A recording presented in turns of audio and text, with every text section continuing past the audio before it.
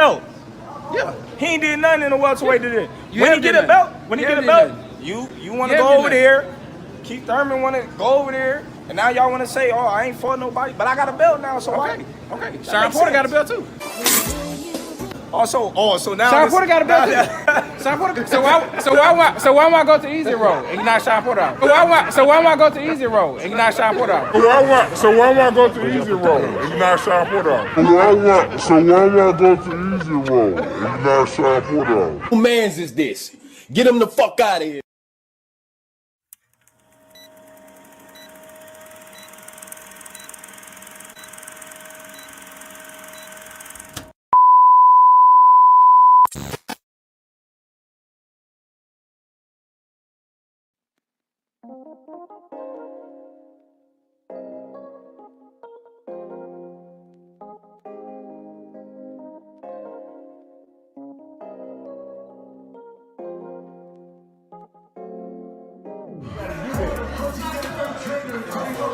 Your word is bomb, bro.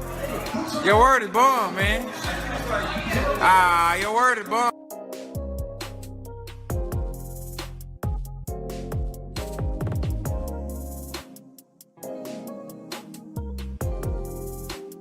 So what they do, YouTube? It's your boy King David in this thing, and I'm back at y'all again with another video. So before I get going on the video, man, I'm gonna need y'all to go ahead, hit the like button, and if you're new here, be sure to subscribe one time for your boy, so we can continue to grow like we need to grow on this channel. You know what I mean? Alright, so without let out the window, man, y'all see what the title of the video is? Proof. The other side of the street was an excuse by Earl Spence. You know what I mean? Alright, so before we get into the meat and potatoes of the video, man, let me go ahead and give y'all, let me tell y'all a little bit about why I'm doing this video. Because, you know, for most people, I mean, honestly, man, this is old news. You know what I'm saying? This is old news. You know what I mean? Years and years and years back. Right now, we in a situation where we're getting ready to get the biggest fight in the last maybe 5-10 years, you know what I'm saying, between Earl Spence and Terrence Crawford. We're closer than we've ever been. But here go your boy King David kind of rehashing the old shit. You know what I'm saying? And, you know, there's a method behind the madness. I just got to let y'all know there's a method behind the madness. You know what I'm saying? Honestly and truly, man, there's a lot of false narratives going out there. You know what I mean? One of the biggest false narratives out there right now is just that Earl Spence was never ducking Terrence Crawford. All because now Earl's interested in the fight. A lot of people are trying to spin that to make it seem like he was never ducking Terrence Bud Crawford. You know what I'm saying? When we all know that he was indeed ducking Terrence Bud Crawford. You know what I'm saying? So, you know, so what I'm about to do here, and what I'm probably gonna do, because this is probably gonna end up being a series, is I'm gonna spend a little bit of time kind of debunking some of the fuckery and some of the lame ass goddamn talking points that some of these aerosexual fanboy motherfuckers got out here on these boxing streets. You know what I'm saying? So, you know, this being the first of maybe a few videos that's gonna come out about this type of stuff, just me debunking some of the bullshit they got going on. You know what I mean?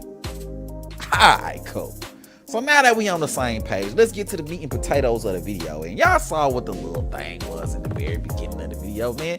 That's a video of Earl Spence watching a video of Jeff Horn and goddamn Manny Pacquiao fighting, okay? And you can see Earl Spence pretty much rubbing his hands together like Birdman, looking like he wants all the smoke with Jeff Horn. You know what I mean? So, you know, this video right here is important for a lot of different reasons. One, mainly because we see Earl Spence is interested in the fight, right? But two, we see that Earl Spence had no problem crossing the side of the street when it suited his needs, okay? Jeff Horn was signed to a promotional company that was affiliated with Top Rank, which would be on the indeed other side of the street, okay? But according to a lot of Earl Spence fanboys and a lot of Earl sexuals, Terrence Crawford versus Earl Spence couldn't happen because Terrence was on the other side of the street, right? That's what a lot of y'all niggas say, right? That's what a lot of y'all niggas say. You know what I mean? And I know you niggas are gonna try to, you're gonna say, even though you saw a video of Earl Spence watching a Jeff Horn fight with a caption saying food, And even though you saw a tweet from Earl Spence saying, I want that fight next on Twitter, even though you saw that shit, it ain't enough for you. It's unbelievable. We don't know if Earl wrote that shit. We don't know if that was Earl that actually put that caption. We don't even know if that was Earl's voice. That could have been a chameleon or one of those goddamn shapeshifters. You know what I'm saying? I know what it is. I know. So you know what? Let's go ahead and roll this clip and let's get to the bottom. If Jeff Horn is right here right now, what do you tell him? Errol Spence Jr. You know Kelly Pavlik, right? Yeah, I know Kelly Pavlik. Yeah. That's the man. Keltron 2000. Oh, what's up, man? So what do you tell Jeff Horn? I mean, let's fight. I mean, let's fight. I mean, really nothing else to say. I mean, he has a belt, I have a belt. Let's unify. Let's unify. Let's unify. What happens in that time? Probably be a man down. You know, we'll see. Okay, so as you can see from the video, that is clear and definitive evidence that Earl Spence Jr. was not only interested in fighting Jeff Horn, but he literally called Jeff Horn out. He literally said, let's fight. He literally said, man down. All the things that you would expect a fighter to say when they're interested in a fight. Nevertheless, when Terrence Bud Crawford came into the picture, all of a sudden there's problems. There's the other side of the street. We got to take the easy route first. I'm going to collect all my belts on my side of the street. 60-40, 70-30, 80-20. All these different things came into play when it came to Terrence Bud Crawford. I mean, why did the rules change? When it came to Jeff Horn, we didn't hear anything about that. We heard let's fight. We didn't hear 60-40, 70-30. We didn't hear other side of the street. Even though Jeff Horn was on the other side of the street, we didn't hear any of these things. All we heard was let's fight, man down. I mean, let's unify. All the good things that we want to hear fighters say. So when you aerosexual niggas, when you niggas run your mouth talking all this bullshit about how all these different little hurdles and all these different milestones had to be accomplished by Earl Spence before he fought a Terrence Bud Crawford, ask yourself this question. Why wasn't it the same for Jeff Horn? Why didn't Earl Spence need to go collect all his belts on his side of the street and then fight Jeff Horn? But instead we get Earl Spence saying, let's fight. I'm gonna need y'all to make this make sense for me, y'all. I'm gonna need y'all to make this make sense for me. But you know what? We not done, because you know what? I know what y'all gonna say. I know what your Earl Sixers gonna say.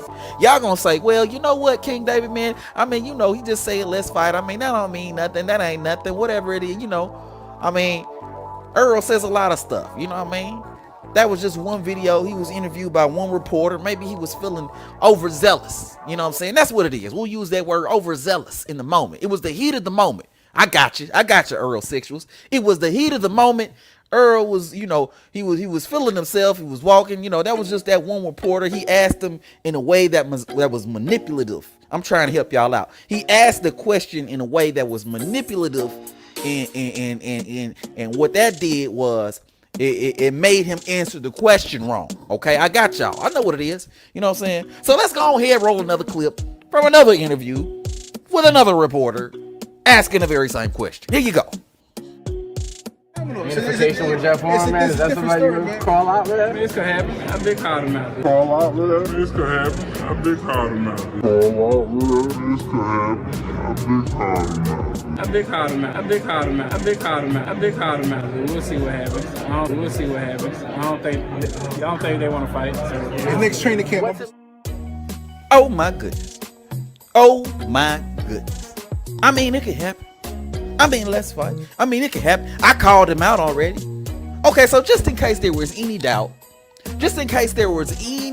whether or not Earl Spence called out Jeff Horn, just in case there was any margin of error, Earl Spence himself alleviated all that margin of error by saying, well, I already called him out. You know what I'm saying? It's already been done. I called him out. It could happen. I mean, these are the things that fighters say when they're interested in fights. But you know what they say when they're not interested in fights? They say easy route. They say other side of the street. They say 60-40, 70-30. They say 60-40, 70-30 or whatever I give you. you know, easy route, you know, whatever other excuse that they can come up with. But you know what? I'm gonna go ahead and wrap the video right here, man. But you know, just to recap, y'all. Just to recap. Earl Spence Jr. had no problem calling out Jeff Warren when he had the WBO belt. Okay. All right. When Earl Spence was calling out Jeff Warren, we didn't hear anything about the other side of the street, which is a lot of what you Earl Spence fans like to say. We didn't hear nothing about any other side of the street. We didn't hear anything about the easy route. We didn't hear 60-40, 70-30. We didn't hear 60-40, 70-30, or whatever I give you. We didn't hear any of these other things. We did nothing. Okay, all we heard was let's fight. All right. So don't you sit there and tell me that up until now Earl Spence was not ducking Terrence Bud Crawford when there's videos like this out there in the highways and the byways that prove otherwise. You know what I'm saying? There's just too much evidence to support the fact that Earl Spence was ducking Terrence Crawford. So you know what, man? I'm gonna need all y'all to miss me with that bullshit. And anytime y'all need clarification, I give all you niggas permission to come back to this video and listen to this motherfucker one more time. But I'm gonna go ahead and end the video right here, man. Let me know what you think in the comment section below. If you're new to the channel, be sure to subscribe. And everybody, and I do mean everybody, be sure to hit that goddamn like button one time for your boy. But until next time, I'ma holla at y'all. Peace. I am the boogeyman. What is next for Terry? I am the boogeyman. I am the boogeyman. I am the boogeyman. No. I'm the He can't be the boogeyman if I'm chasing him. I'm the dog of the division. I'm the boogeyman. You can't be the Everybody boogeyman know. if I'm that chasing guy. you.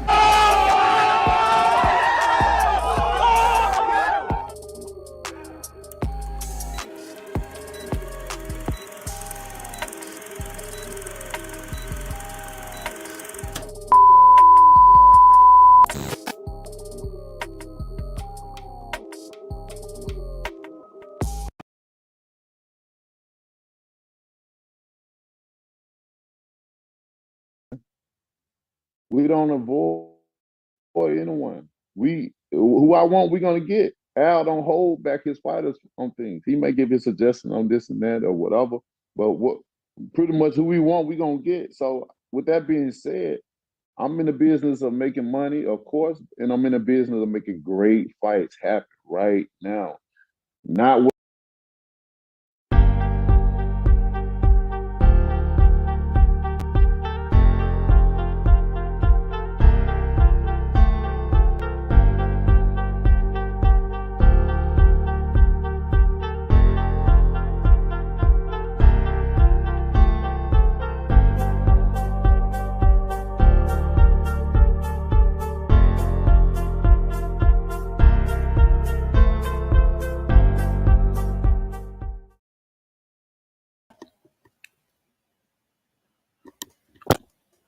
What it do? What it do? What it do? Yeah, it's your boy King David in this thing, man. What it do, man? If you're new to the channel, be sure to subscribe, and everybody, and I do mean everybody, be sure to hit that goddamn like button one time for your boy. You know what I'm saying? You know what I mean? We in this thing. Salute to everybody in the chat. Salute to everybody that's gonna watch the playback. You know what I'm saying? Salute to all the real boxing fans out there in the building. Salute to all y'all, man. You know what I mean? Once again, if you're new to the channel, be sure to subscribe, and everybody, and I do mean everybody, be sure to hit that goddamn like button one time for your boy. Look like we got a few of my day ones here in the building. Let me make sure my sound good. Hold on. Let me make sure my sound is good. Because you know my sound be fucking up. I be having some extreme sound issues. Hold on. Let me make sure my shit good. Why don't you? Oh, hell. Hold on a second. Hold on. Give me a minute. Bear with your boy a minute. Bear with your boy. Hold on.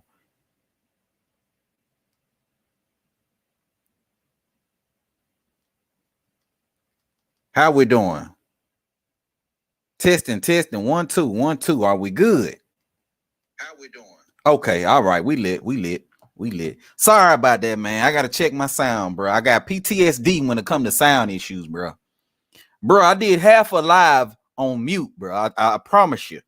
About 6 months ago, I did a half a live About 20 minutes of live, bro, with no sound.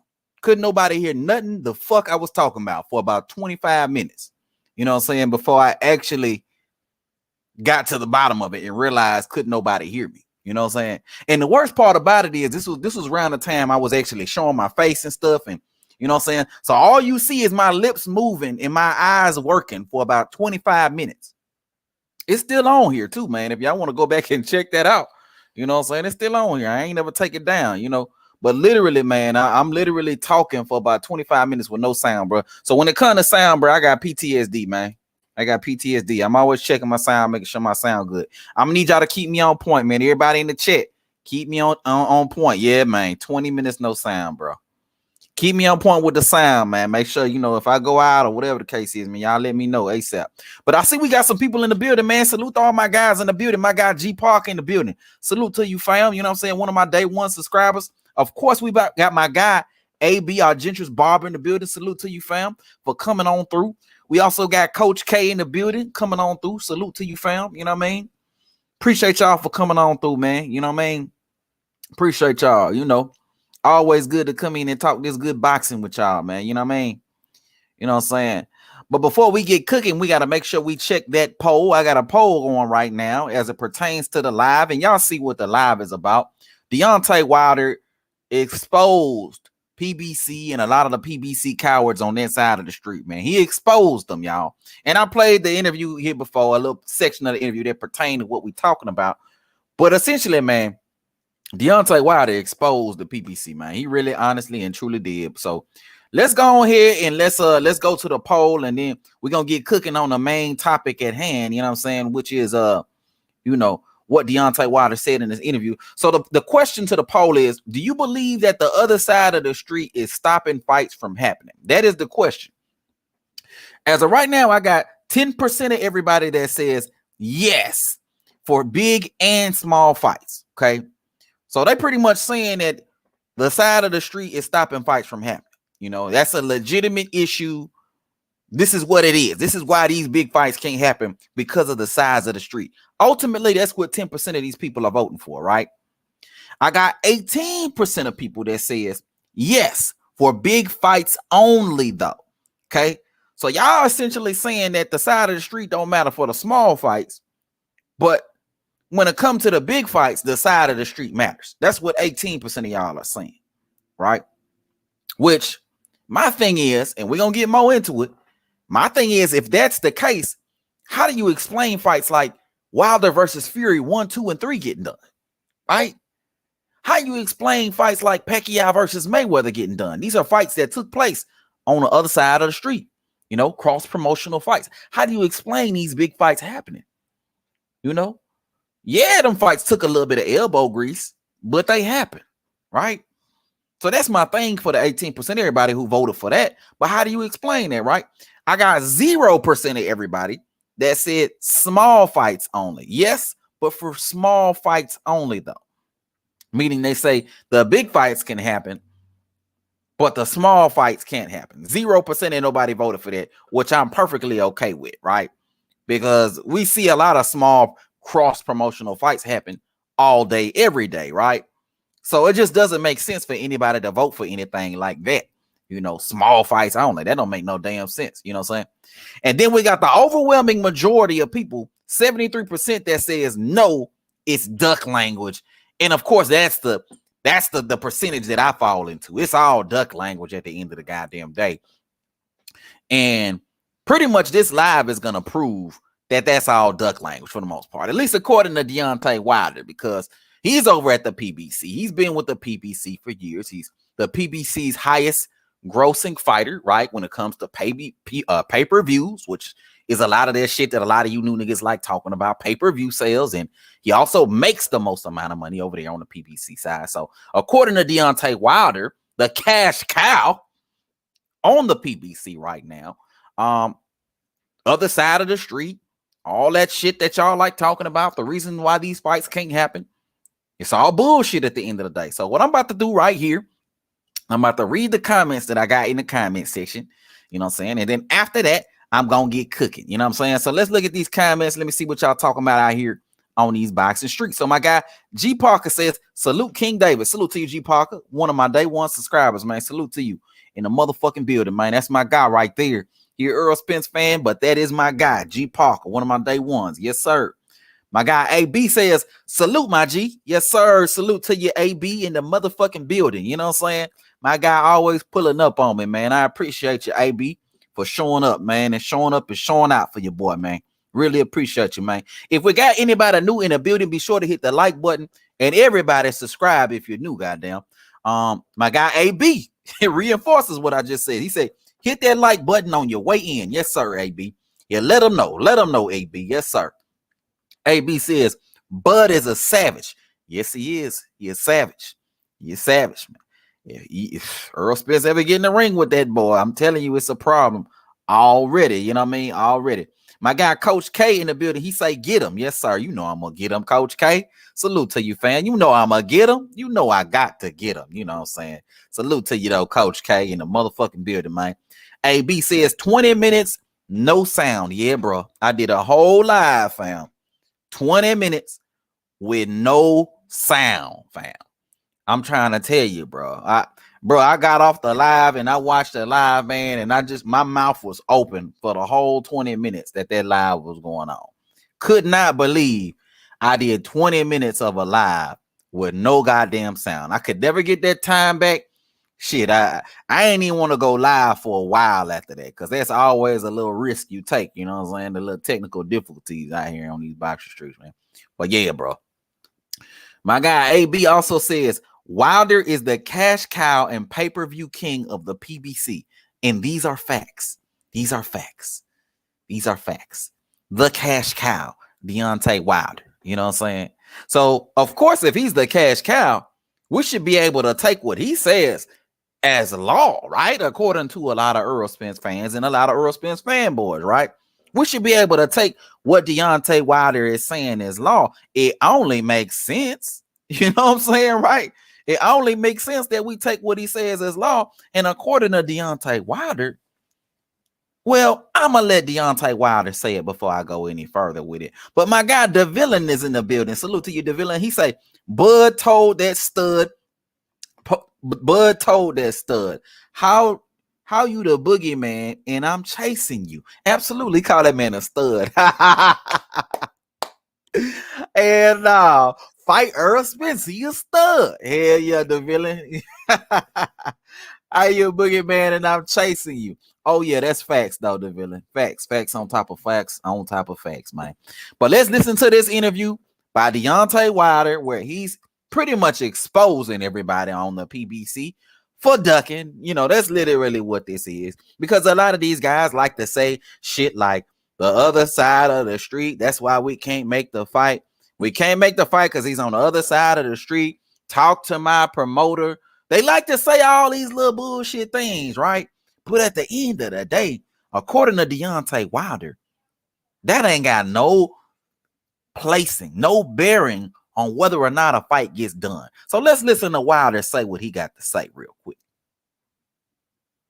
Boy, anyone. Who I want, we're going to get. Al don't hold back his fighters on things. He may give his suggestion on this and that. Did y'all hear that, y'all? Let's rewind that goddamn part. Just a real short clip. It's so short, but yet so powerful. Let's listen to that one more time. Who I want, we're going to get. Al don't hold back his fighters on things. He may get. Al don't hold back his fighter from things. He don't hold back his fighters from things. So what is all this talk to my promoter? What is all this other side of the street stuff? Is what I'm trying to figure out. All we be hearing from certain people, from certain YouTubers and content creators, all we hear is that all the promotional companies, oh man, Bud is signed with Top Rank, all the Demetrius Andrade is on the zone. These guys are on the other side of the street. There's no way to make these fights. They signed with the wrong promoter. But Deontay Wilder is saying Al don't hold back his fighters. Al Heyman don't hold back. He don't hold back his fighters. Well, he don't hold back his fighters. So what? What are we hearing there? What is all these excuses that we're getting from a lot of these Earl Spence fans? I'm really trying to figure this out. But let's let Wilder continue to cook. give his suggestion on this and that or whatever. But what pretty much who we want, we gonna get. So with that, Did y'all hear that? Who we want, we gonna get. So what y'all gonna tell me? Deontay Wilder don't know what the hell he talking about. Deontay Wilder don't know what he talking about. The cash cow of PBC don't know what he talking about. The cash cow of the PBC said, who we want, we gonna get. As long as we want them, we gonna get them. According to Deontay Wilder, the cash cow. So what is all this side of the street and what is all these things we keep hearing from a lot of Earl Spence fans and a lot of these different people talking about promotional issues and all? There's no way this fight can be made because the promoters, you see, they don't get along. And while this person was on a lawsuit, while this person was getting sued, there's no way they would have made a fight between this person because there's just no way it wouldn't have happened. But Wilder just told you something completely different. Wilder literally just told you, if we want them, we gonna get them. That's what Wilder just told you. So what is all this shit we hearing from all these dudes out here on these boxing streets? I'm really trying to figure out, but let's let Wilder continue to cook. And it ain't much more, but we gonna keep playing this over and over because I just want to drive the point home to a lot of the dudes that like to use this as an excuse. At the end of the day, it ain't no excuse. Wilder exposed the PPC. Wilder exposed the guys that want to hide behind particular promotional companies, that want to hide behind promoters and talk to my promoter and talk to my manager, and he's on the other side of the street, or he's over there on Top Rank and we can't fight him. He's this and he's that. There's no way the fight can happen. Not according to Deontay Wilder, the cash cow of the PBC. that being said, I'm in the business of making money, of course, and I'm in the business of making great fights happen right now. Why is that something I've never heard anybody on the PBC other than Keith Thurman, and a lot of people ain't gonna like this shit, other than Keith Thurman say, right? Deontay Wilder say he is in the business of making great fights happen. He said whatever fight that we want, we can get, according to Deontay Wilder. Why is the energy so different when it comes to guys like Bud Crawford, when it comes to guys like Demetrius Andrade, and when it comes to guys like Devin Haney?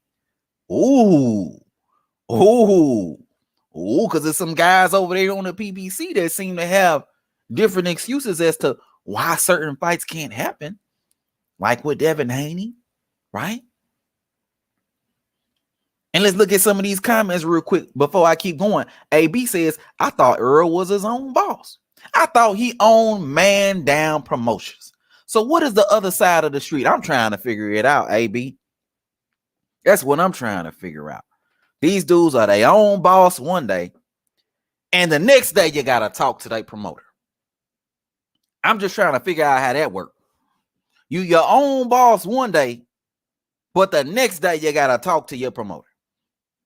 Jamal Charlo, when confronted by Demetrius Andrade, said he needed to talk to his promoter. He said he don't pick his fights. He needed to talk to his promoter. That's what it said when Demetrius Andrade cornered him at that press conference several years ago. I don't pick my fights. I don't do this. Right? You don't remember all the stuttering he did, right? But Deontay Wilder just said, who I want, we're gonna get. Al don't hold back his fighters on things. He may give his suggestion on this and that or whatever, but what pretty much who we want, we're gonna get. So what why the confusion? So Wilder don't know what he talking about? Because I know, that's the go-to for a lot of Earl Spence fans. They like to try to discredit the source, right? A lot of Earl Spence fans, a lot of fans of the PBC, a lot of fans of the other side of the street, they like to discredit the source, right? That's their go-to. When you tell them something they don't want to hear, they want to try to come at the source, right? Oh, well, that's from an article. We don't even know who wrote that article. It could have been Shit, anybody could have wrote that. We don't know. I could go online and I could write it tomorrow. Anybody could write that. How do we know we can believe it? I mean, shoot, we don't know the source. You could put anything online.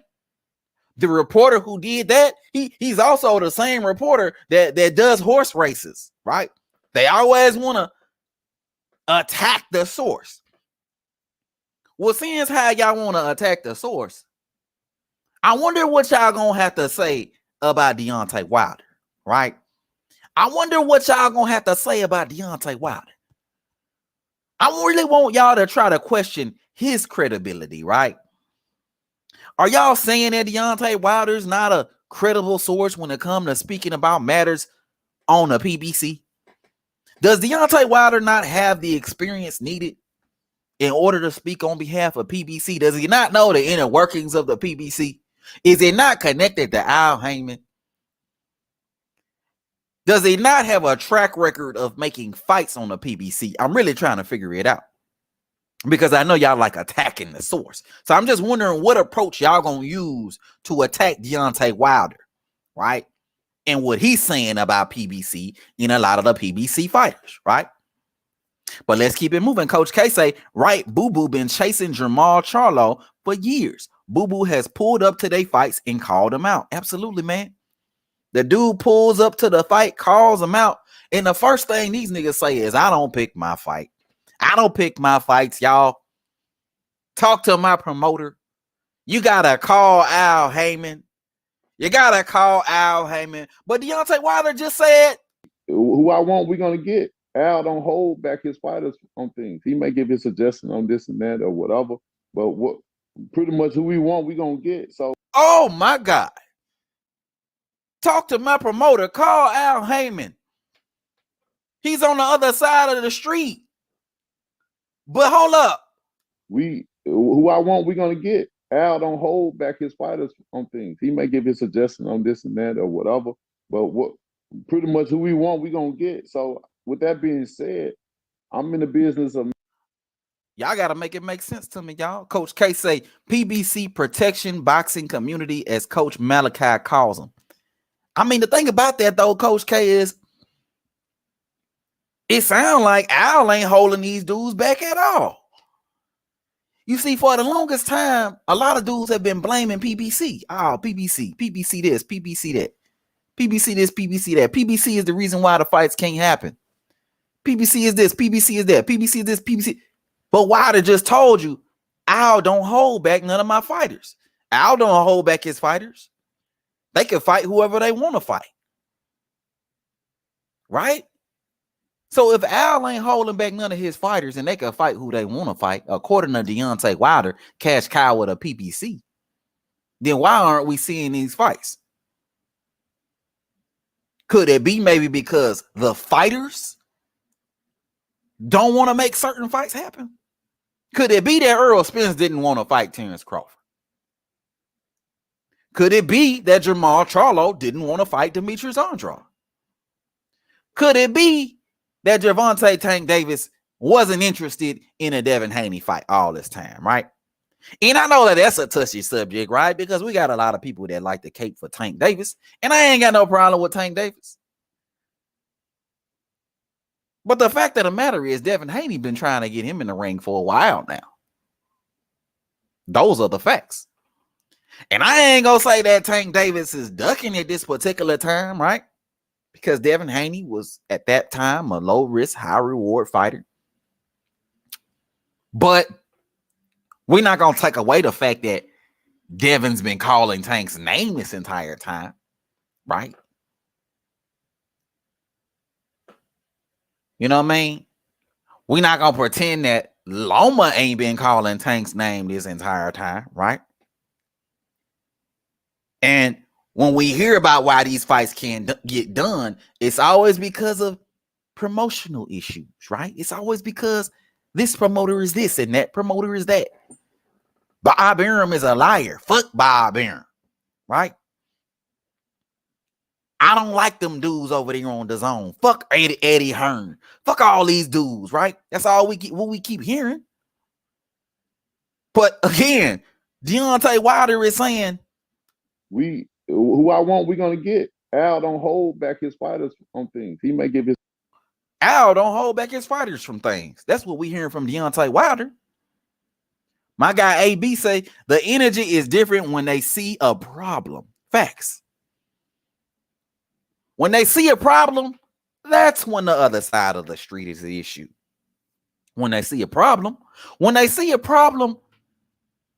that's when they gotta call a promoter, right? That's when you gotta call Al, right?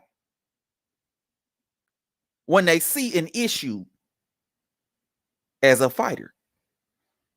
Arjun's Baba also say it wouldn't surprise me if they turn on Wilder. It wouldn't surprise me either.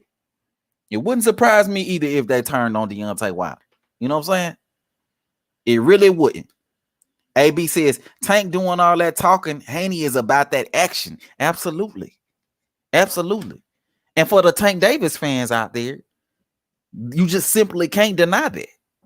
You simply can't deny that Devin Haney, for years now, we're talking about before he became the WBC interim champion, for years now, has been calling for all these big fights. For years now, right? For years now, Tank Davis has been the guy that a lot of these guys have been calling out. For years now, right? And for years now, there's always been these excuses that, oh, well, Mayweather's keeping him from this fight and Mayweather's keeping him from that fight and he's with the PBC and Al Heyman. And there's just no way you can make the fights between Al Heyman, the Top Rank, and all these different entities. But again, Deontay Wilder saying something completely different, my boy. Something completely different. My guy, the villain, says, Bud going over to the other side of the ocean to get that WBO belt became the other side of the street for Earl. Absolutely, man. Bud got that belt and it was something different. Bud got that belt and it was something different. Those are just facts, man. A lot of Earl Spence fans ain't gonna like this shit, bro, but you know what I'm saying? I deal in facts. These are just facts at the end of the day. Coach K say, right, Bud been sitting on that WBO belt for a minute instead of fighting him for the belt. Danny Garcia runs to 154 pounds to fight one-legged Jose Benavidez. Facts. The fact of the matter is, when it comes to Danny Garcia ran from Bud all the way from 140 pounds. When Bud got in that weight division, Danny Garcia skirted up to 147 pounds, right? He wanted no issues when Bud got to junior welterweight, right? Ran up to 147. And now he gone again, right? He gone again. I'm sure Bud Crawford would have fought Danny Garcia if he wanted to fight, but at the end of the day, he didn't want to fight. But my thing is this, though. I really wouldn't want Bud Crawford to fight Danny Garcia in the first place because we know Bud ain't getting no credit for no damn Danny Garcia in the first place. We know he ain't getting no credit. I wouldn't even want Bud Crawford to waste his time fighting Danny Garcia. I'm glad he didn't fight Danny Garcia. But at one point, he was trying to fight Danny Garcia. Y'all don't remember when when Bob Arum offered Danny Garcia $2 million and he ran away from the table? He didn't even respond to the $2 million offer that he got from Bob Arum. He didn't even respond. He just straight walked away. Sean Porter said $1 million was an insult. Danny Garcia walked away from $2 million. You know what I'm saying? Them dudes ain't want no smoke. Not at all. Bud got these boys scared. Facts. He got them boys scared. My guy AB says Bud will stop Danny Garcia. Oh, there's no question about it. Danny got a hell of a chin, but he would get hit so many times flushed by Bud Crawford that he would get stopped. He would get stopped. Something Earl Spence once again was not able to do. Bud Crawford would be able to do it. My guy Don Vaughn is in the building. He said it was $3 million. It was a $3 million offer. Oh, it was $3 million. Even worse. Even worse. It was a $3 million offer from Bob Arum that Danny Garcia walked away from. Right? Danny Garcia walked away from $3 million, even though his highest guaranteed purse. And don't quote me on this, but I'm pretty sure it's no more than $2 million. Why? Because no fighter on a PBC makes more than $2 million guaranteed, right? So I could say that with pretty good confidence, right? That his highest guaranteed purse wasn't nowhere over $2 million. And if it was over $2 million, it was barely over $2 million, right? But yet and still, Bob Arum offers him $3 million. And that's not an offer good enough for you to even negotiate.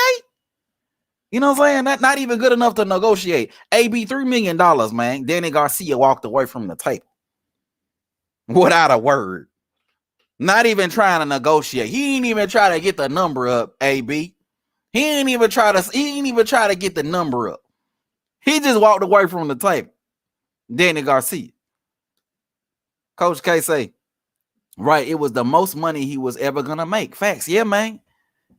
It was the most money he was ever gonna make. And the fight was probably gonna be on pay-per-view, so he would have got pay-per-view back in, plus a $3 million guarantee. So, but my thing though is, even if you don't like the deal, that's not good enough for you to even negotiate. That's my thing about it. That's why can't nobody ever talk to me about Danny Garcia. $3 million ain't even good enough for you to negotiate. That's not even good enough for you to come to the table and try to get the number up or get it more to what your liking was, right? Danny Garcia, Keith Thurman, these dudes, Keith Thurman talking about he needed $10 million in order to fight Terrence Crawford, right? $10 million, even though your highest guaranteed purse. Now, for Keith Thurman, I think it was a little higher. Let me see what Keith Thurman made against Manny Pacquiao. What did Keith Thurman make against Manny Pacquiao?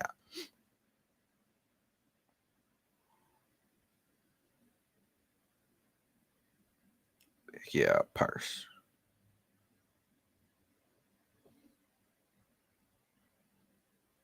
It says that Keith Thurman made $2.5 million versus Manny Pacquiao, but he needed $10 million versus Bud Crawford. This is what I'm talking about. This is what I'm talking about right here. Pricing yourself out. Did Al Heyman tell you to ask for $10 million?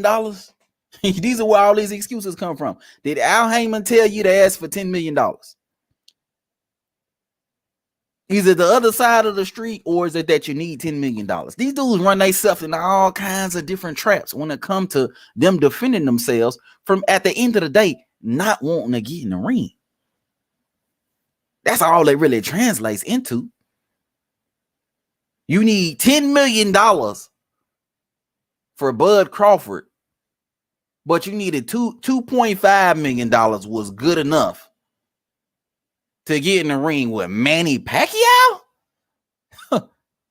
Manny Pacquiao, the second or third highest selling pay-per-view guy in boxing history? $2.5 million was enough to get you in the ring with Manny Pacquiao.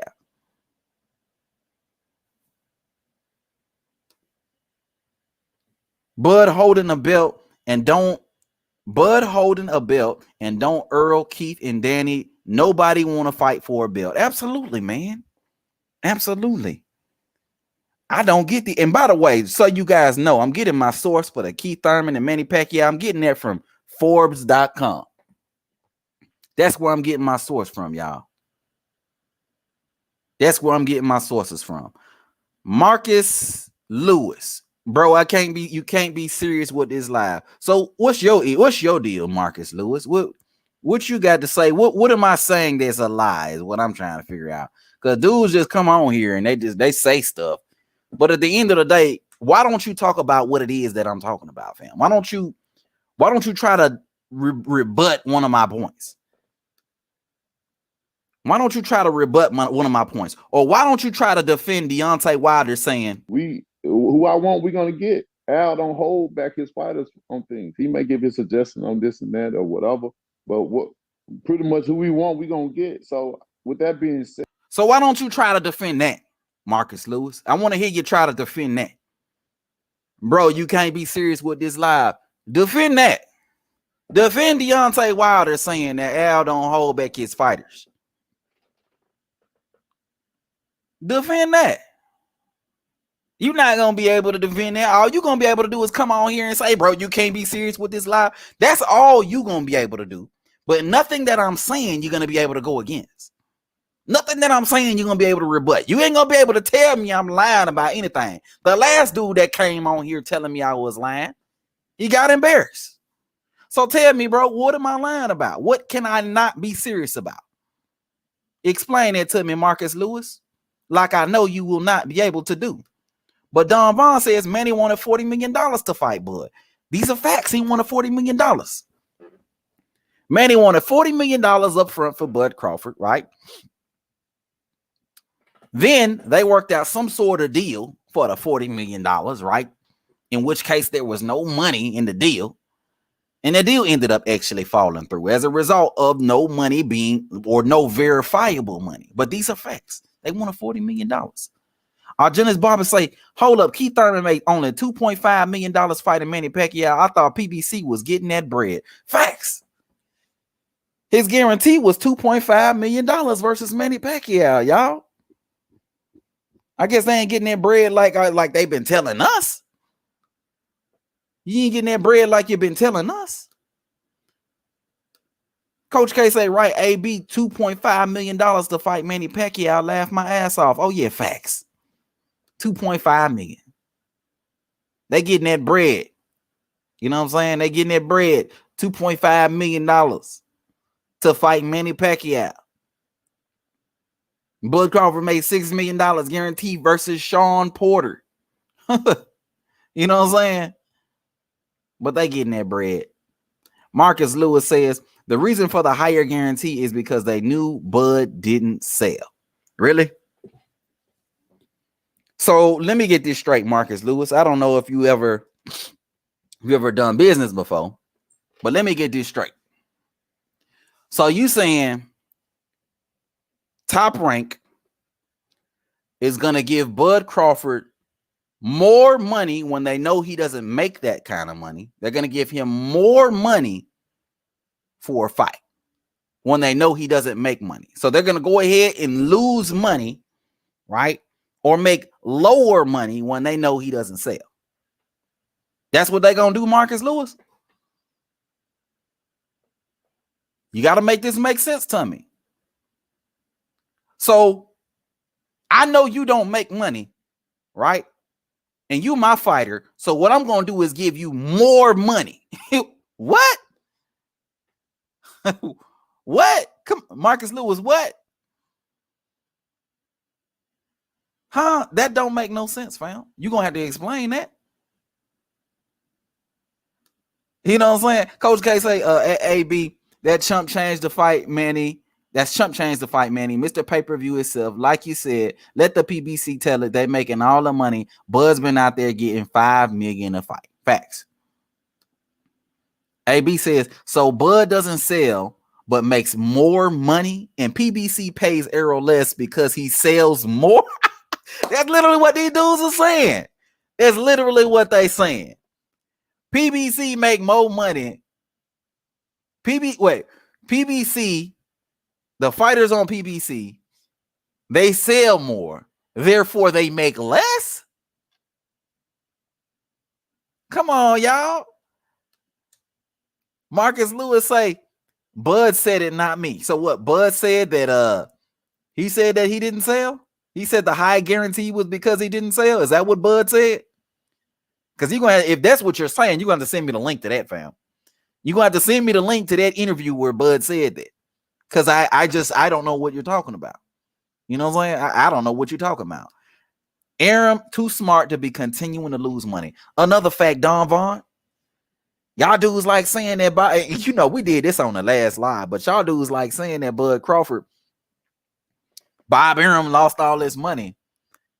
He lost all this money on Bud Crawford. So he decides to pay him more money. He decides to pay him more money? Huh? Have y'all, if any of y'all ever done that before, you lose money, so you throw more money at it? You know what I'm saying? That don't make no sense, y'all. That don't make no goddamn sense.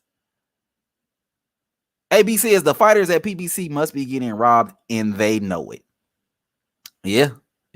Either they getting robbed or they ain't not making the money they say they making. And we did a live about this last week. Well, Bob Arum was saying that the PBC he was alluding to the idea that the PBC be faking their numbers. And he said that Danny Garcia versus Earl Spence did less than 125,000 pay-per-view buys. Right? So it's either the fighters are getting robbed or they not making the money that they saying that they making. Allegedly, right? Because all these sources that they putting out, all these different sources, all these different reporters that you're hearing about here and there reporting this number and that number. At the end of the day, all of it is really hearsay. It's real hearsay. And what they say about hearsay is admissible in court, meaning they don't even use that shit because they understand that it's not credible. G Money say, wow, Earl look like he getting robbed. That's what that sound like to me. For real. My guy Trey Akai in the building. Salute to you, fam. He say, I feel Spence might be ducking, but I don't know if you can compare straight pay to people who getting paid on top of that with pay-per-view. But the thing about it is all the guarantees that Bud Crawford is making, he's getting back end money as well. He's getting pay-per-view money, right? And then if we're talking about PBC fighters in general, right? So we're talking about their purses as opposed to purses on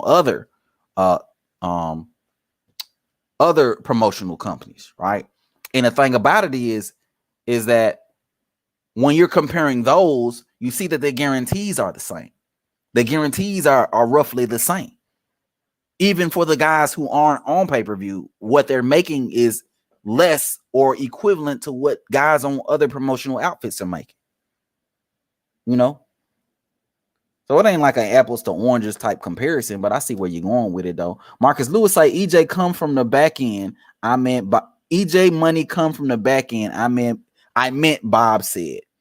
EJ money come from the back end, but if it come from the back end, how much is it though? Like, where your source at? You know what I'm saying? Like, how do we know how much money that he's making on the back end, right? Because the fact of the matter is, right? Let's do the math real quick. EJ allegedly did 240,000 pay-per-view buys, right? At $75 a pay-per-view. That's $18 million in revenue. You got to cut that revenue in half immediately.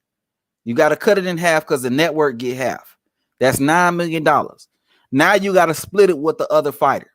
Earl Spence gave Danny Garcia 60-40. So if you go ahead and you take 60% of that, 60% of $9 million is, what is that? $4 million? It's like $4 million, right?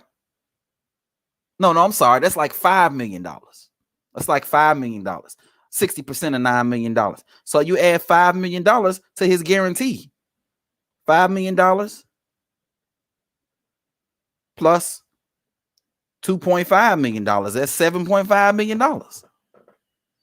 So how you generating $18 million? And even with the back end money, which we've heard from other sources that back end money is usually allocated over years, right? Meaning they don't get that money up front. But how you generating $18 million, right? And that's just the pay-per-view. We're not talking about Livegate, right?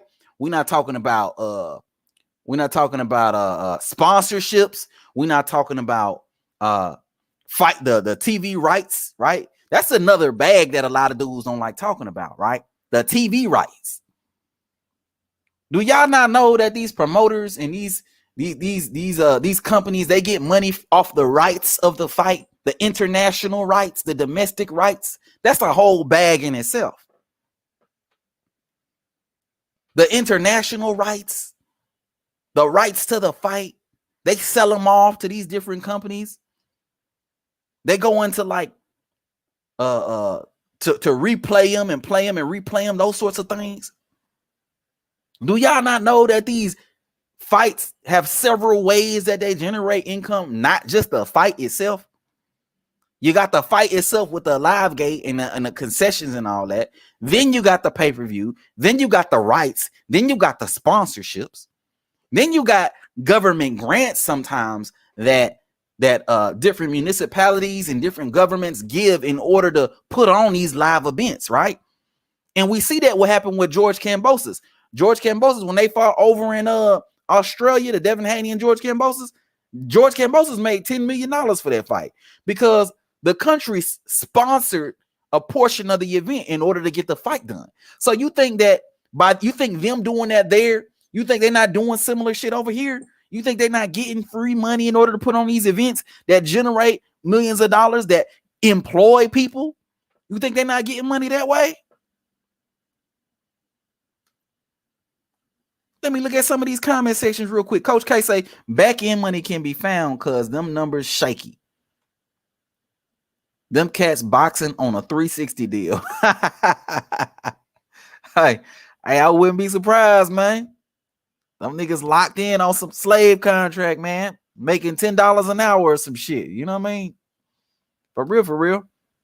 Don Vaughn says Aram only said Bud lost money because he knew he wasn't re-signing him. Not only that, Don Vaughn, not only did he know he wasn't going to be able to re-sign Bud, he didn't like that Bud.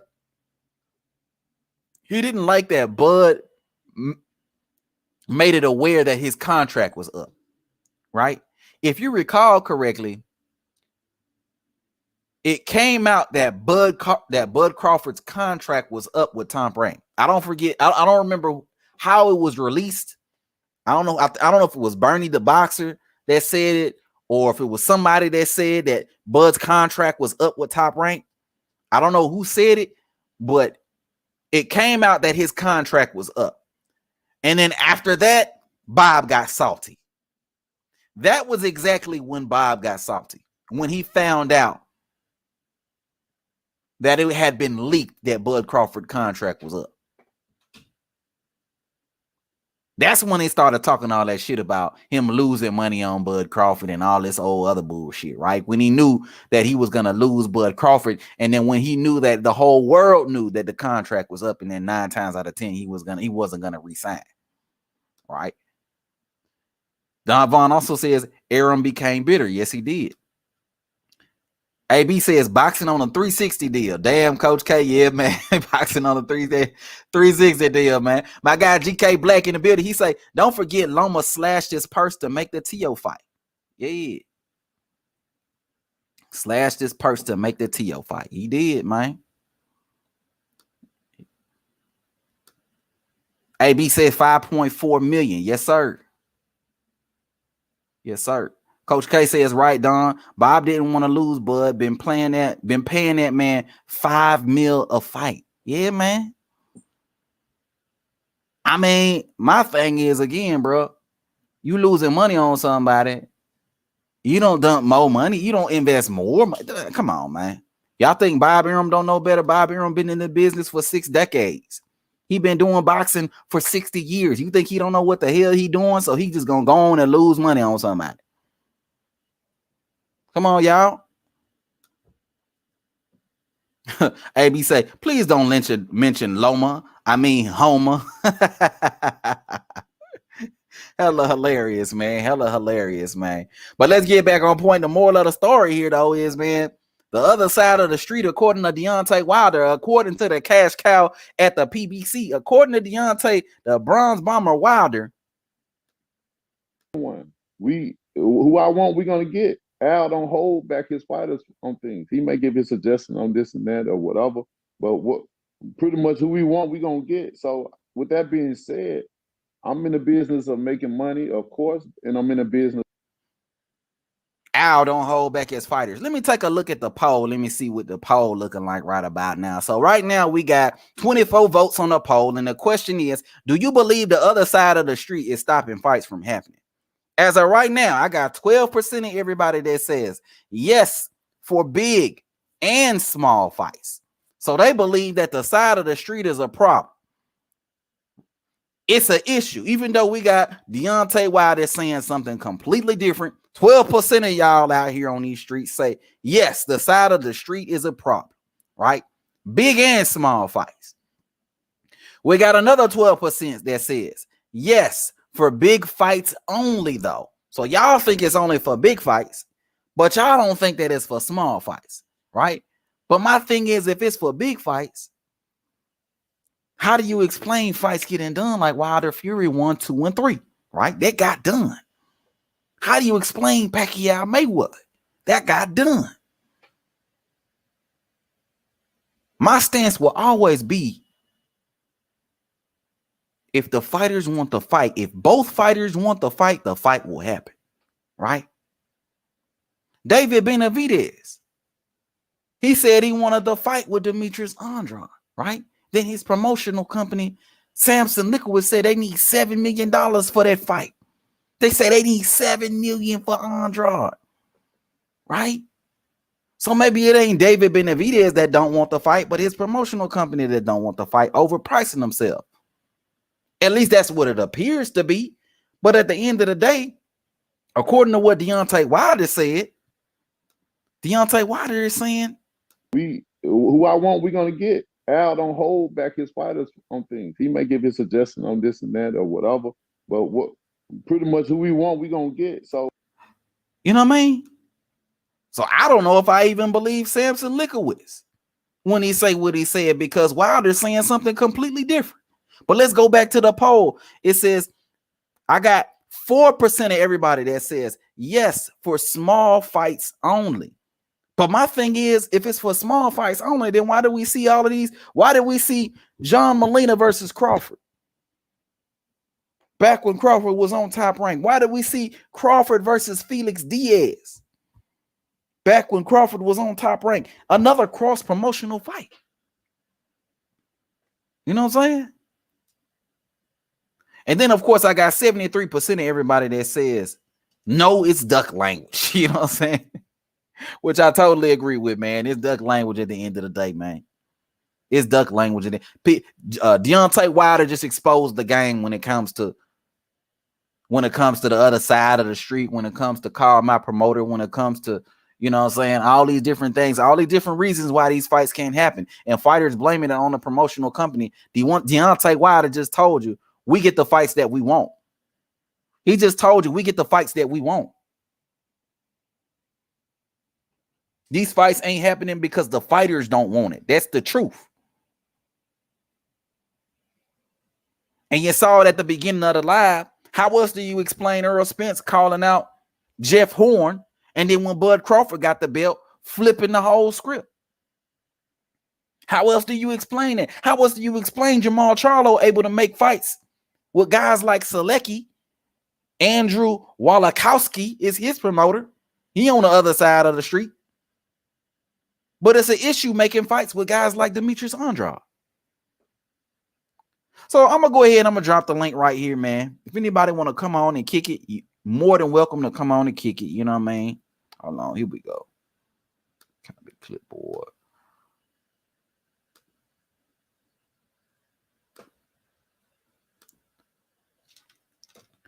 Okay, so there go the link. Y'all know already from before, man. I got that new thing on here. It's called Head Up. So if you, Marcus Lewis, if you or anybody else listening, you want to challenge me or anybody else in the panel or anybody else in the chat to a head up / debate, you more than welcome to issue that challenge. All we need to do is pick a topic. All we need is a topic, the two competitors, and we make it do what it do.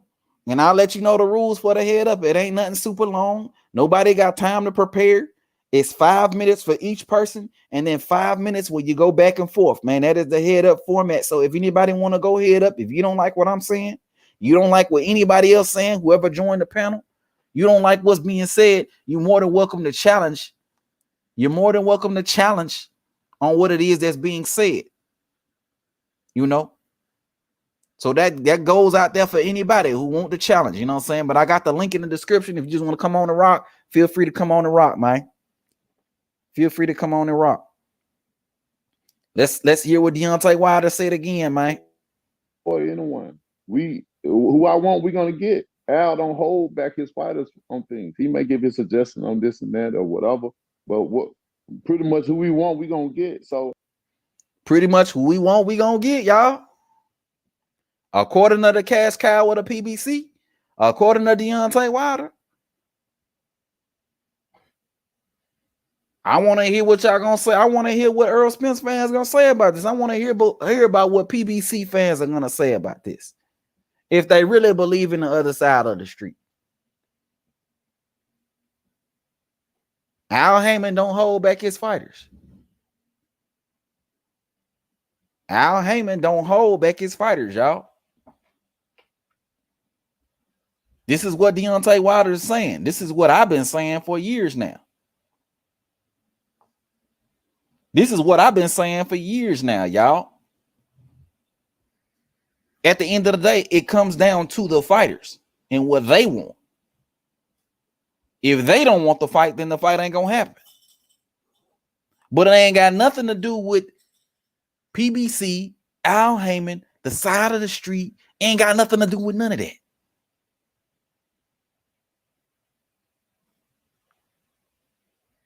You know what I'm saying? It ain't got nothing to do with none of that.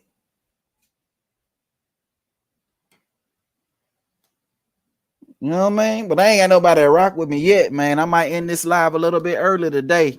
You know what I'm saying? I might end it a little early today if I don't get nobody to rock with me. You know what I mean?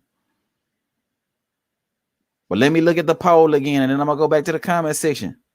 Right now, the poll is at, and the question is, again, do you believe that the other side of the street is stopping fights from happening? I got 15% of everybody that say yes for big fights and small fights. So there's still 15% of everybody in here that believes that the other side of the street is a problem, even though Deontay Wilder is saying something completely different.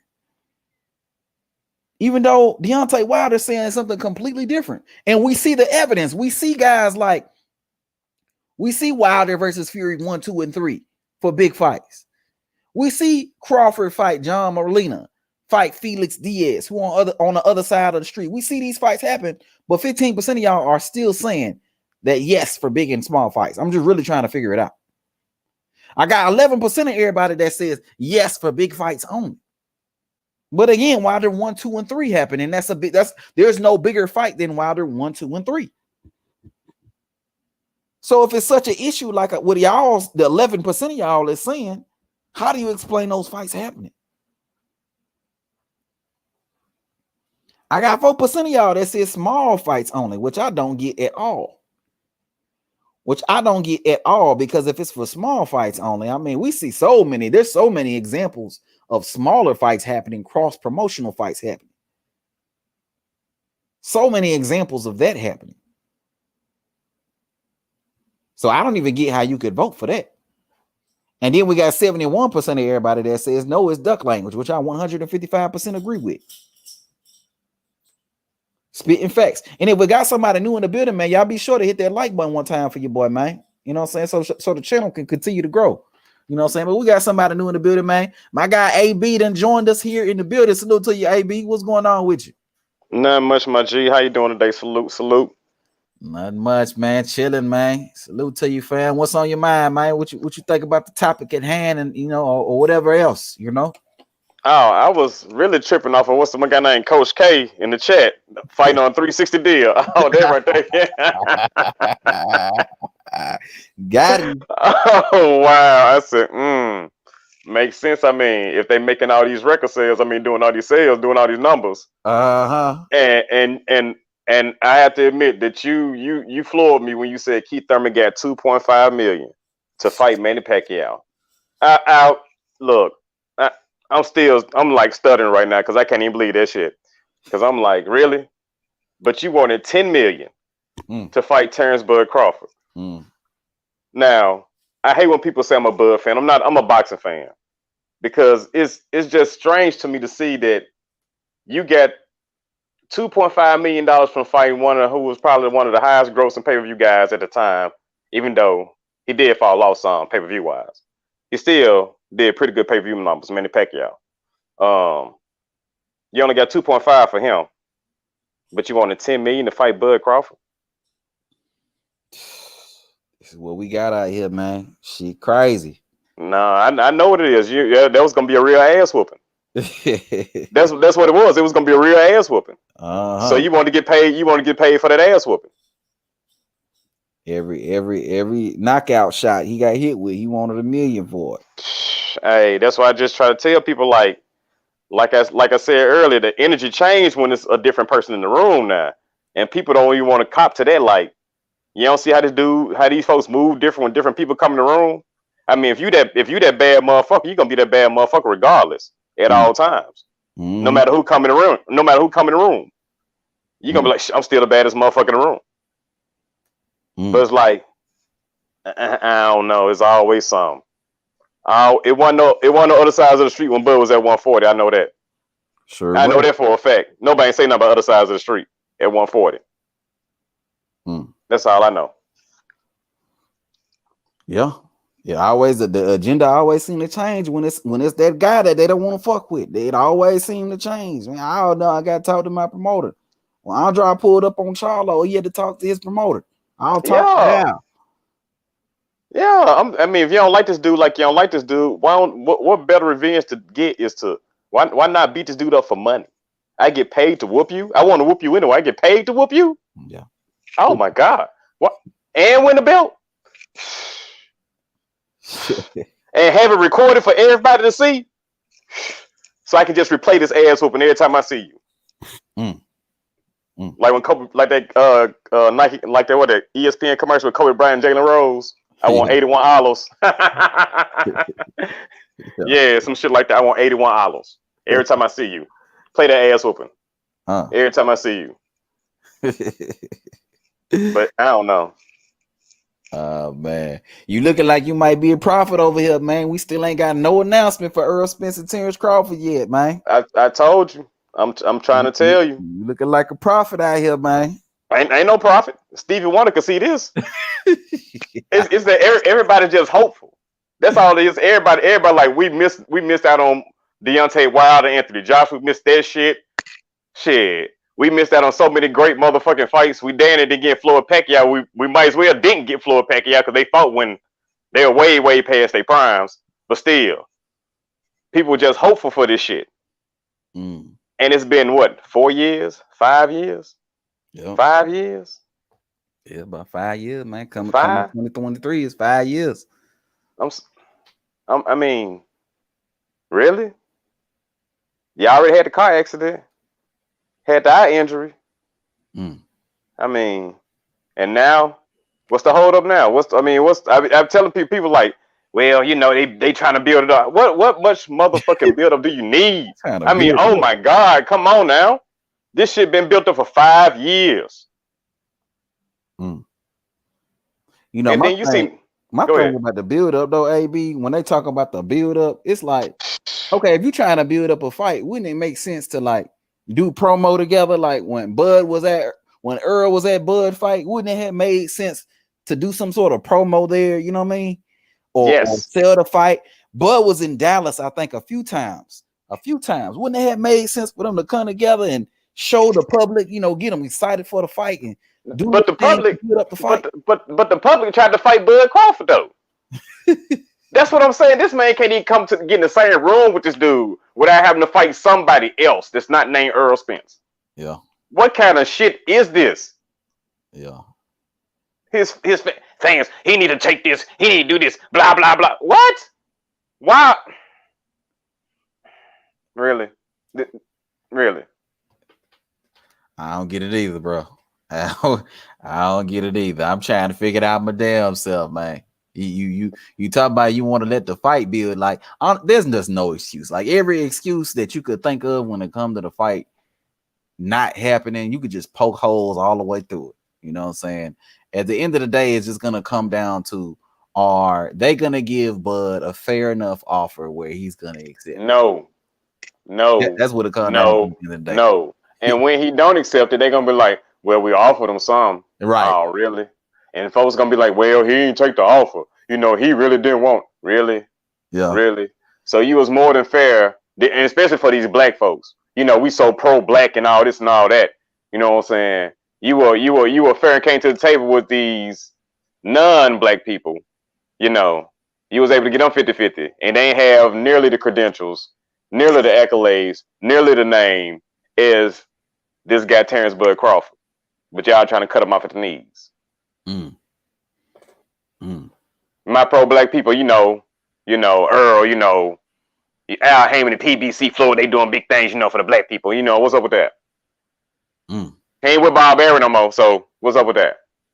Did you hear about the rumor deal, AB, that they was offering him a 3-fight, $14 million, according to a rumor? Did you hear about that? I heard that foolishness. What you think about that as an offer? I mean, they're basically paying him $4 million a fight. That's it. He got 6 fighting Sean Porter. So, but here go the thing, right? So, like, how when I heard it broken down, apparently it's $10 million for Earl Spence, and then the $2 million for the 2 fights after Earl Spence. Guaranteed. Hold on now. That don't make sense right there. Now, I mean, I thought they were saying like $4 million a fight, at least four point whatever million a fight. I thought they were talking about something like that. You talking about $10 million for Earl Spence, and then $2 million for whoever after him. Yep, that's what they talking about. Oh hell no! And people saying, I seen a couple people, what I'm saying, I ain't gonna say no names. I'm trying to be nonviolent. I'm trying to be peace now. I seen some people like, man, did you sign a deal? Sign a deal. So, I'm a Bud fan, but did you sign a deal? Okay. Yeah, I just want this man to sign his life away. Yeah. This dude worked his life, I ain't no boxer, I just go to the boxing gym and I done seen some of these dudes. And man, they got to go through all that. And these dudes ain't even on their level. You got to go through all this. And then to be that good, just so you can, okay. They can get in there and try to sign you to a 3-fight deal. And then want to give you $2 million a fight after Earl Spence. After you get supposedly the biggest win in your career, you become undisputed in your second weight class. Right. You're supposed to take $2 million a fight after that.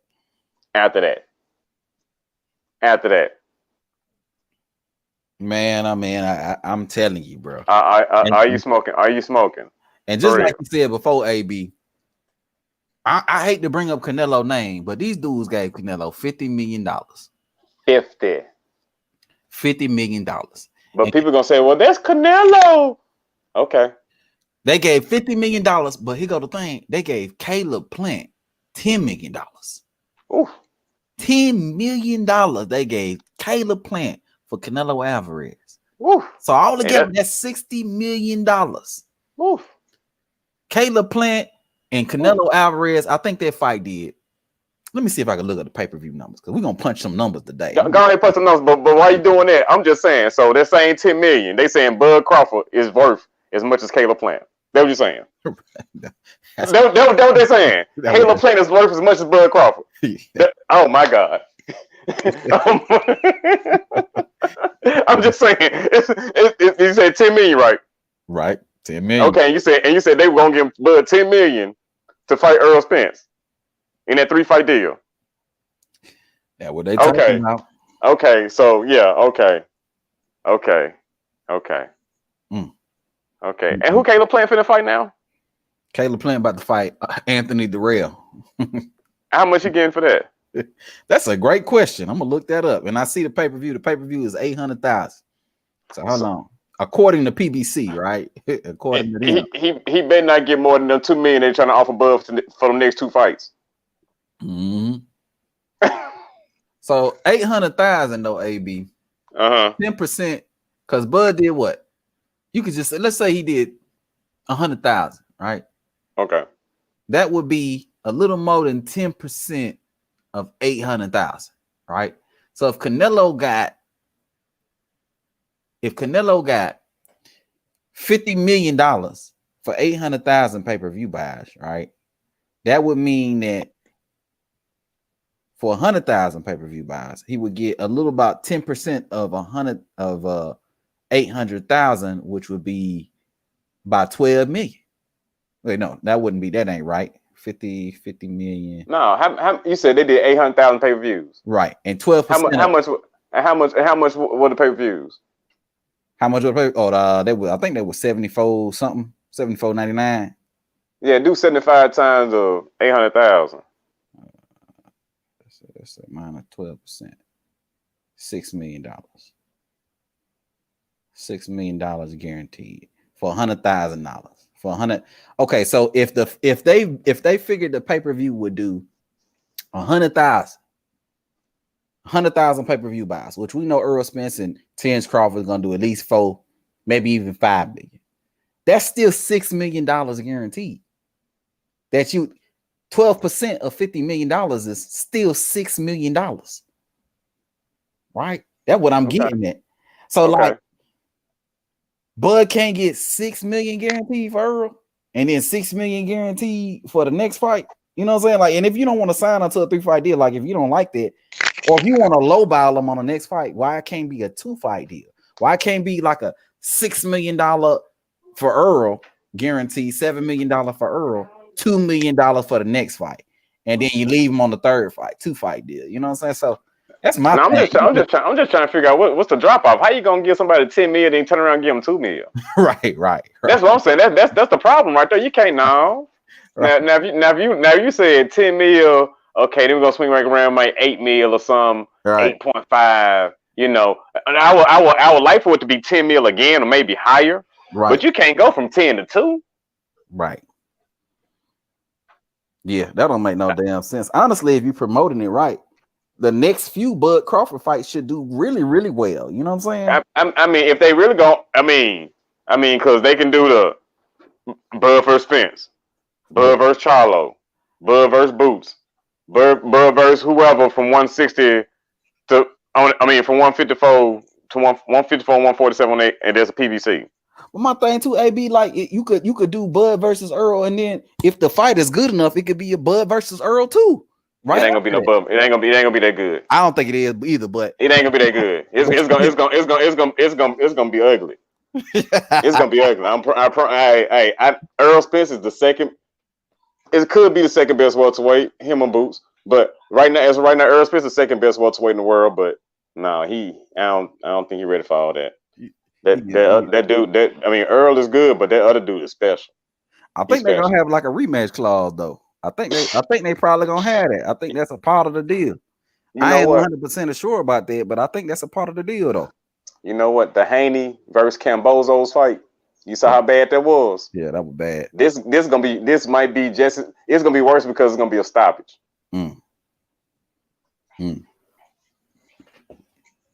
Salute Shamika Jackson in the building. She say, I can feel it in my soul. They offering Bud some bullshit. Yeah, man. Yeah. He said that's why Bud not budging. Yeah. They offering him some bullshit. I already know. You don't tell him, man, he got to get a belt first. Then when he get the belt, then you tell him that he on the wrong side of the street and then you tell him you know what I'm saying, he got to take a 60-40, 70-30, 80-20 split, all this bullshit. Then you say you're joking. He don't sell. You know, man, then, he don't sell. You know, then come on, man. It's too many excuses. You already showed your hand. You already showed you don't want to fight. So you're going to do anything in your power to prevent the fight from happening. That's just in my opinion on it, bro. So, yeah, it's a good chance that they offering Bud some bullshit, bro. Like, honestly and truly, man. And honestly, I don't blame him if he don't fight Earl. That's why I'm immediately like, shit, if the fight don't happen, it's on Earl, because Bud already did everything in his power to make the fight happen. Dude crossed the street. Dude already got the belt. Come on, man. He coming to the it's too many excuses. It's too many excuses. Yeah. It's too many excuses. Too much. It's always something. It's always something. They call it moving the goalpost, duck lane. You call it what the hell you want. It's too many reasons that you ain't finna fight this dude. Hey, you seen the interview Bud did talking about Charlo? He said he was dead ass serious about Charlo. So he's going to get his ass next. Charlo gonna do the same thing. And the people, the PBC fanboys, the PBC stands, and that's what kills me about these grown ass men. They gonna cheer this shit. They gonna be like, look at that. Nobody wants to fight Terrence Bud. We can't get nobody to fight him. Don't you find that odd? Don't you find that fucking strange that this dude coming from 135 can't get nobody to get in the ring and throw them hands? But my thing is, these niggas they're gonna say, oh well, Charlo ain't not gonna fight Bud because Charlo, that's why it's gonna be a fight that's gonna be hard to make with PBC. But you got Wilder saying shit like, boy, anyone. How's it gonna be a fight hard to make? That's what these dudes gonna say. But I'm saying, who Yeah. Charlo gonna fight that's gonna generate more money than Bud Crawford? Nobody. He talking about he want to fight for legacy. He want to be remembered. So why not fight the pound for pound fucking king? It's a no-brainer for me. Because if you lose to this, who he fight next? Who Costa Tim Tszyu? What if he get his ass knocked out by Tim Tszyu? Then what? That'd be fun. Then what? Then what? Then you fuck. Then what? What if Tim Tszyu say, you know what? I don't want to rematch you.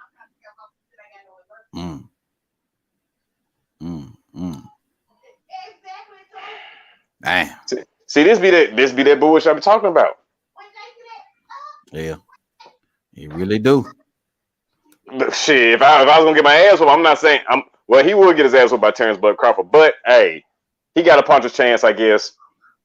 I'd rather fight Terrence Bud Crawford and get more money, right, than risk losing to Tim Tszyu. Tim Tszyu.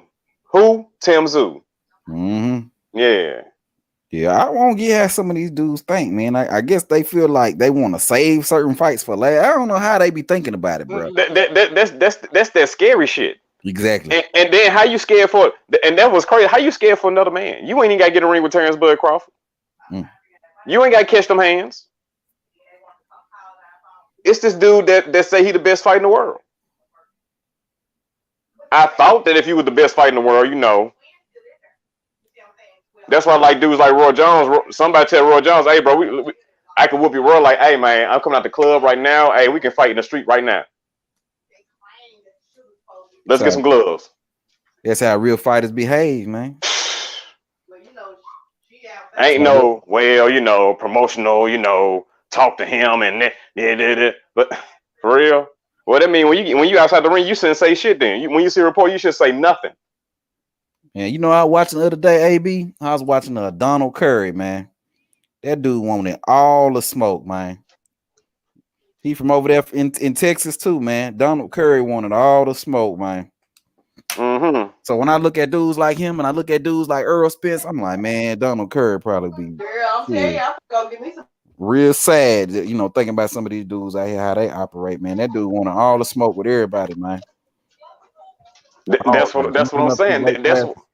That's why the legends, when they asked who would win between Earl and Bud, they were like, we got Bud. Right. Even let's go and throw skill set out the window. Let's throw skill set out the window. You can tell by this dude's energy. I done seen some dudes, you know, that's quiet, you know, don't bother nobody, and they get around a dude that be rah. He don't say nothing, he don't do nothing, but you know that, hey, this dude about to explode and it's gonna be a fucking problem. But they ain't with Earl Spence. It's like you the big bad wolf when everybody else around, but when this dude come around, it's like you said, how you the boogeyman when I'm chasing you? And the dude ain't called himself the boogeyman since that day. I can't find not one interview where he say he the boogeyman. He'll say he the dog of the division, I'm the big fish, I'm this, that. You not the boogeyman. Yeah. Now people can't refute the big fish because we don't even know the numbers. Right. They can hide behind that. Smoke and mirrors. They say smoke and mirrors. Who got the smoke and mirrors? Because if the shit was real, they put it on the wood. It wouldn't be no problem. Official numbers will come out. That's what I'm saying. Real motherfucker gonna be like, boom, that's what it is. There it is. I mean, everybody else gonna start, well, this, that, and the other, you know, and you know, Al, and you know, this, that, and him. Okay, bro. Okay. Whatever you say. That's why I say this fight never happened. If it's up to Earl Spence, it's never gonna happen. Never, ever. How many folks said it's up to the fighter? My guy Buckle Up Boxing Talk in the building, man. Salute to you, Buckle Up. He say the PBC has gotten used to pretty much pimping fighters. It's either that or the other thing. Yeah, it's either that or they're not getting paid like that, or they're not selling like they're selling. Right. I hope the PBC pimping them. I hope they selling like that, and the PBC and Al pockets real long. But if they ain't, you know,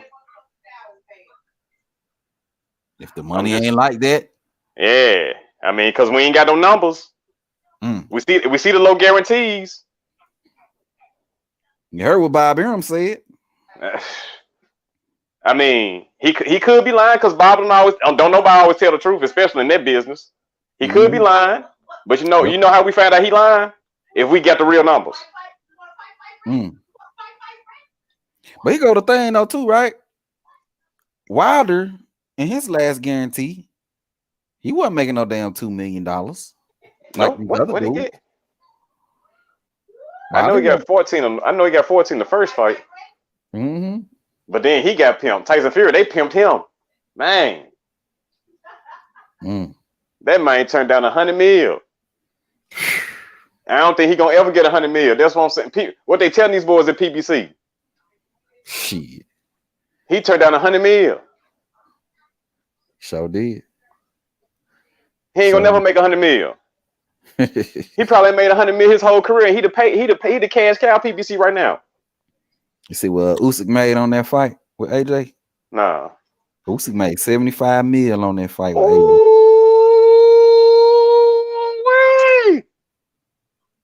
that boy good. You talking about on the second fight? Yep. Oh shit. God damn. You can't argue with that at all. And I understand, when Deontay Wilder saying they lowballed him when they offered him the 12 mil, Yeah, I felt that was a lowball offer too, but damn shit, where you gonna get 12 million there anywhere? You weren't gonna get 12 million from nowhere. But fighting that dude. Then if you beat him, then shit. Like you said, Usyk made 75? 75. In the rematch? Ooh. Did he win? I ain't see it. Oh, Usyk? Yeah. Oh, yeah, Usyk won. Ooh, so he got 75 and whooped his ass again. Ooh, shit. Yep. See, that's what I'm saying. That's why I can't understand Charlo. Charlo, if you want to whoop Andrade like that, bro, you could have got 7 million and whooped his ass. Yeah, they go for everybody, man. Everybody. That's why I don't go with the promotional company and I don't care about none of that shit, bro. At the end, these fighters want to make the fight, they can make the fight. That's what I'm saying. You telling me I can get paid millions just to whoop you, and I know I can whoop you? Oh, line that up right now. Barbecue chicken, line it up right now. Mm-hmm. Right now, we can fight tomorrow. We ain't gotta go to training camp. For real. The next fight they talking about they're gonna get done in December. They talking about Tank and Ryan Garcia. What you think about that? But they ain't gonna never. If Ryan Garcia dumb enough to fight, Tank gonna knock that dude out. Because Ryan Garcia's trash. That dude trash. He too chinny. He don't do nothing but throw hooks. And when he throw his hooks, he stands straight up and have his chin right up in the air, and he don't protect his face. So man, that boy gonna go to sleep. Tank gonna put that dude to sleep. See, the thing about Ryan Garcia, he used to fight in shorter fighters, and I think that's the only reason why he feel comfortable enough to get in the ring with Tank, because he's a shorter dude and he's naturally smaller. No, because he fighting these bums. He fighting bums, yeah. Yeah. But they're also like little bums. The way how Ryan fight tall, and he's a tall guy for his weight class, so that's what he don't fight tall. The only thing tall about him is when he swing it, when he throw them hooks and stand straight up. That's when that's tall, because his jab is trash. He don't have a jab. To fight tall, you got to use that jab, that stick, and he ain't got that. And then he don't have a straight. I mean, he might throw a straight right every now and then, but he throwing hooks. Yeah, he throw a lot of hooks. Yeah, that's what I'm saying. And then them hooks, long looping punches, and Tank got short arms, and Tank those straight punches. Oh no. I think his jab is all right. Right. No, his jab is trash. You think it's trash? It's trash. Man. I think it's trash. I think you know what? I'm comparing his jab to a jab like Haney. Haney got a beautiful jab. Yeah, Haney got a beautiful jab. Yes, he do. He extend all the way out. Ryan's jab is short, but he throws it hard with a lot of power. But I'm saying if you don't extend it, your ass in trouble. Especially if you don't bring your hands back. Right. And he don't bring his hands back. And if you throw a short jab at Tank, he don't. And you ain't bring your hand back. Oh my God, you going to sleep? Hey, not only do he's not bring his hand back, but he dropped that motherfucker. Yeah, you going to sleep? He dropped that bitch. He better not never fight Tank. Tank gonna put that dude to sleep. Oh, Tank definitely gonna knock his ass out. He gonna put him to sleep. Oh yeah. Hey, Ryan Garcia, the biggest hype job. Hype job. Yeah, he boy the biggest hype job. That dude ain't never won a belt. Walking around this motherfucker talking about I don't need belts. Bitch, because you ain't never had a belt. This is why you don't need belts. I wish you would fought Victor Cruz. I wish you would fought Pitbull. Pitbull would have knocked his ass out. He was gonna knock his ass out. I'm telling you. Pitbull was gonna knock his ass out. Who you think of winning the fight with him and Rolly? Who, Pitbull and Rolly? Nah, Ryan and Rolly. Ryan and Rolly. Mm-hmm. I probably got to go Rolly. Unfortunately, I don't even like. That's how much I don't like Ryan. That's how much. I mean, he do a couple YouTube videos. What's dude name? I forgot his name. I ain't gonna say dude name like I don't watch his shit. Shit. I ain't been watching YouTube a long time. He called him man Ryan Kardashian. I forgot his name. My bad, my G. He called the boy Ryan Kardashian because he do so many videos. I said, what? Be on the gram. E-Thriller. He called him man Ryan Kardashian. I said, yeah. That dude is definitely a motherfucking Instagrammer. You know what I'm saying? TikTok. Yeah.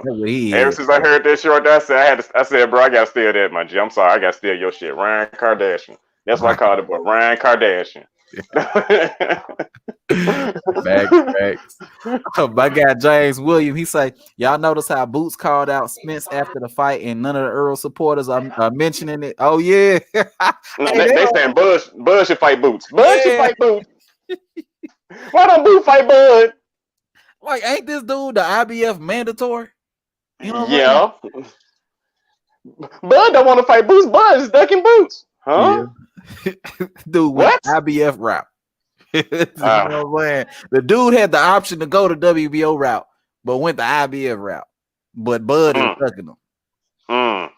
Yeah, this dude they be reaching far as hell with that shit, man. And Boots they even asked him the question. They say, if you want to fight, if you rather fight Earl or Terrence Crawford, who would you rather fight? And he said Earl Spence. Yes, that'd be a closer fight. He ain't ready for Bud just yet. I don't think he is. That dude don't want Bud yet. He'd take it if he got it, probably, but he ain't. Oh yeah, I ain't saying he's scared to fight him, but if he had a choice, hell no, he won't fight him. Yeah, he go that not right now all day, every day. And they all know. You could tell who the weakest fighter is by the fact that all the fighters in the division want to fight that guy. You know what I'm saying? That guy. Keith Thurman could have fought Bud earlier this year. That nigga say he wanted Earl Spence. You know what I'm saying? All these dudes, they say the same thing. Virgil Ortiz, all these dudes, they want Earl Spence over Bud Crawford all day, every day. You know what? That was the funniest shit. Cause they asked Keith Thurman when he was free, said, okay, since you're free, you know what I'm saying, why don't you ask what's up with Bud Crawford? Oh, I don't think we'll be able to make that happen. I said, huh? What did you say? Man, I should have known better, Keith. I should have known better. But I'm telling you, it's gonna be Keith Thurman, Earl Spence next. It's gonna happen. It ain't gonna be Boots, and the PBC probably ain't gonna make no money off of the WBA mandatory. Hey, but check this out though, AB. Check this out. Did y'all know? Everybody, did y'all know that Manny Pacquiao got a guaranteed purse of $5 million to fight Ugas? Hold on, sir. Hold on. I'm about to let me pause my mic real quick because I'm about to start screaming and curse. Hold on. Oh my goodness gracious! What the fuck did you just say? What the fuck did you just say? Run it back for me, sir. One more time. Hey, one more time, sir. Manny Pacquiao got a guaranteed purse of $5 million versus Ugas. So for the slow coaches in the back, that's in the back of the room, he got $5 million to fight Ugas, but wanted 40. He wanted 8 times that much to face Terrence Bud Crawford. Oh man! If that ain't pricing yourself out, if that's not called pricing yourself out, I don't know what is. I done heard some dudes on here, AB, go as far as to say that Bud ducked Pacquiao. Oh my God. Bud been wanting Pacquiao for, I think, like 7 years. I think when Pacquiao fought, who was that? Before Pacquiao fought Tim Bradley, the first time. Before we fought Tim Bradley. Yep. Yeah. I think he could have fought Bud Crawford. Yeah, he could have. But he didn't want to. Sure didn't. Sure didn't. I've heard some people making excuses, say the network didn't want the fight because they didn't believe in the fight at the time. But if Manny Pacquiao wanted that fight, he could have got the fight. Manny Pacquiao didn't believe in that fight because he knew what was gonna happen.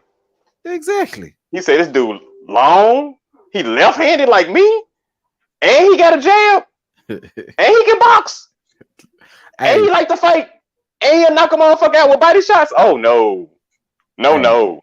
Freddie Roach told y'all from the beginning when it came to her. He told y'all years ago. He said, Bud Crawford, oh, that's a difficult fight. That's a very difficult fight. I don't know. Freddie Roach keep it real, bro. I want to find that goddamn interview. But I'm saying, how can you? When you watch this dude fight, he never fights the same way. It's always something different, and he always make adjustments. I mean, how can you not see that this dude is just different? How can you not see it? I don't know. Because when I remember one of my friends, my partners told me about him right before he fought. Damn. See, I gotta quit smoking that shit. Lose my memory.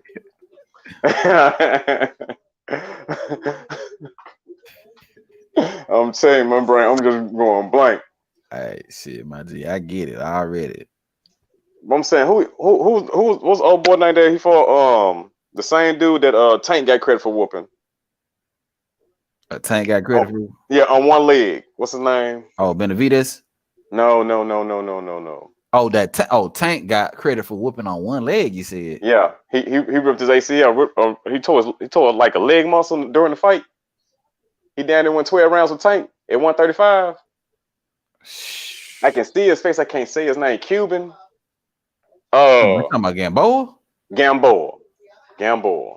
Yeah, he was telling me about Bud Crawford right before the Gamboa fight. I was like, I knew about Gamboa, but I was like, man, look, this dude finna get. I don't know. This dude might finna get murdered at home. After I saw that fight, I said, oh, this dude right here might be real. He might be real. Yeah, and this dude's real. He's just different. And when when people just duck him, they just nobody want to fight him. Mikey, Danny, Manny. Check this out. On Saturday night. Terrence Crawford became a champion, unified champion 140. Sorry. Terrence, Nebraska? Yeah. He might be the best fighter in the world today. He won that fight so easily, and I know I've seen this guy fight before, the African boy. I've been at his fights. I was there when he won the world title, first round KO. Talk about Ndongo for all the haters, right? So Freddie Roach talking about Ndongo. Freddie Roach said Ndongo stamped. I seen this dude fight. He said this dude can fight. I seen this dude fight. But if you listen to the average Aerosexual fanboy, they like to tell you Ndongo is a bum. But Freddie Roach, a guy who's been in boxing way longer than you be, and everybody probably listening, is telling you that Ndongo can fight. And he a unified champion. Same as Earl Spence, if we really keeping it real. You know what I'm saying? But let's let him finish. I was there when he threw a 12-round decision over the English fighter. This guy was a good fighter. I mean, I thought, if he takes him lightly, he might be in for a little trouble here. But he went out there, dominated him. I vote him the best fighter in the world today. Wow. Does he move to 147 for you? I think the one thing that people have been saying, he just hasn't had that big fight yet.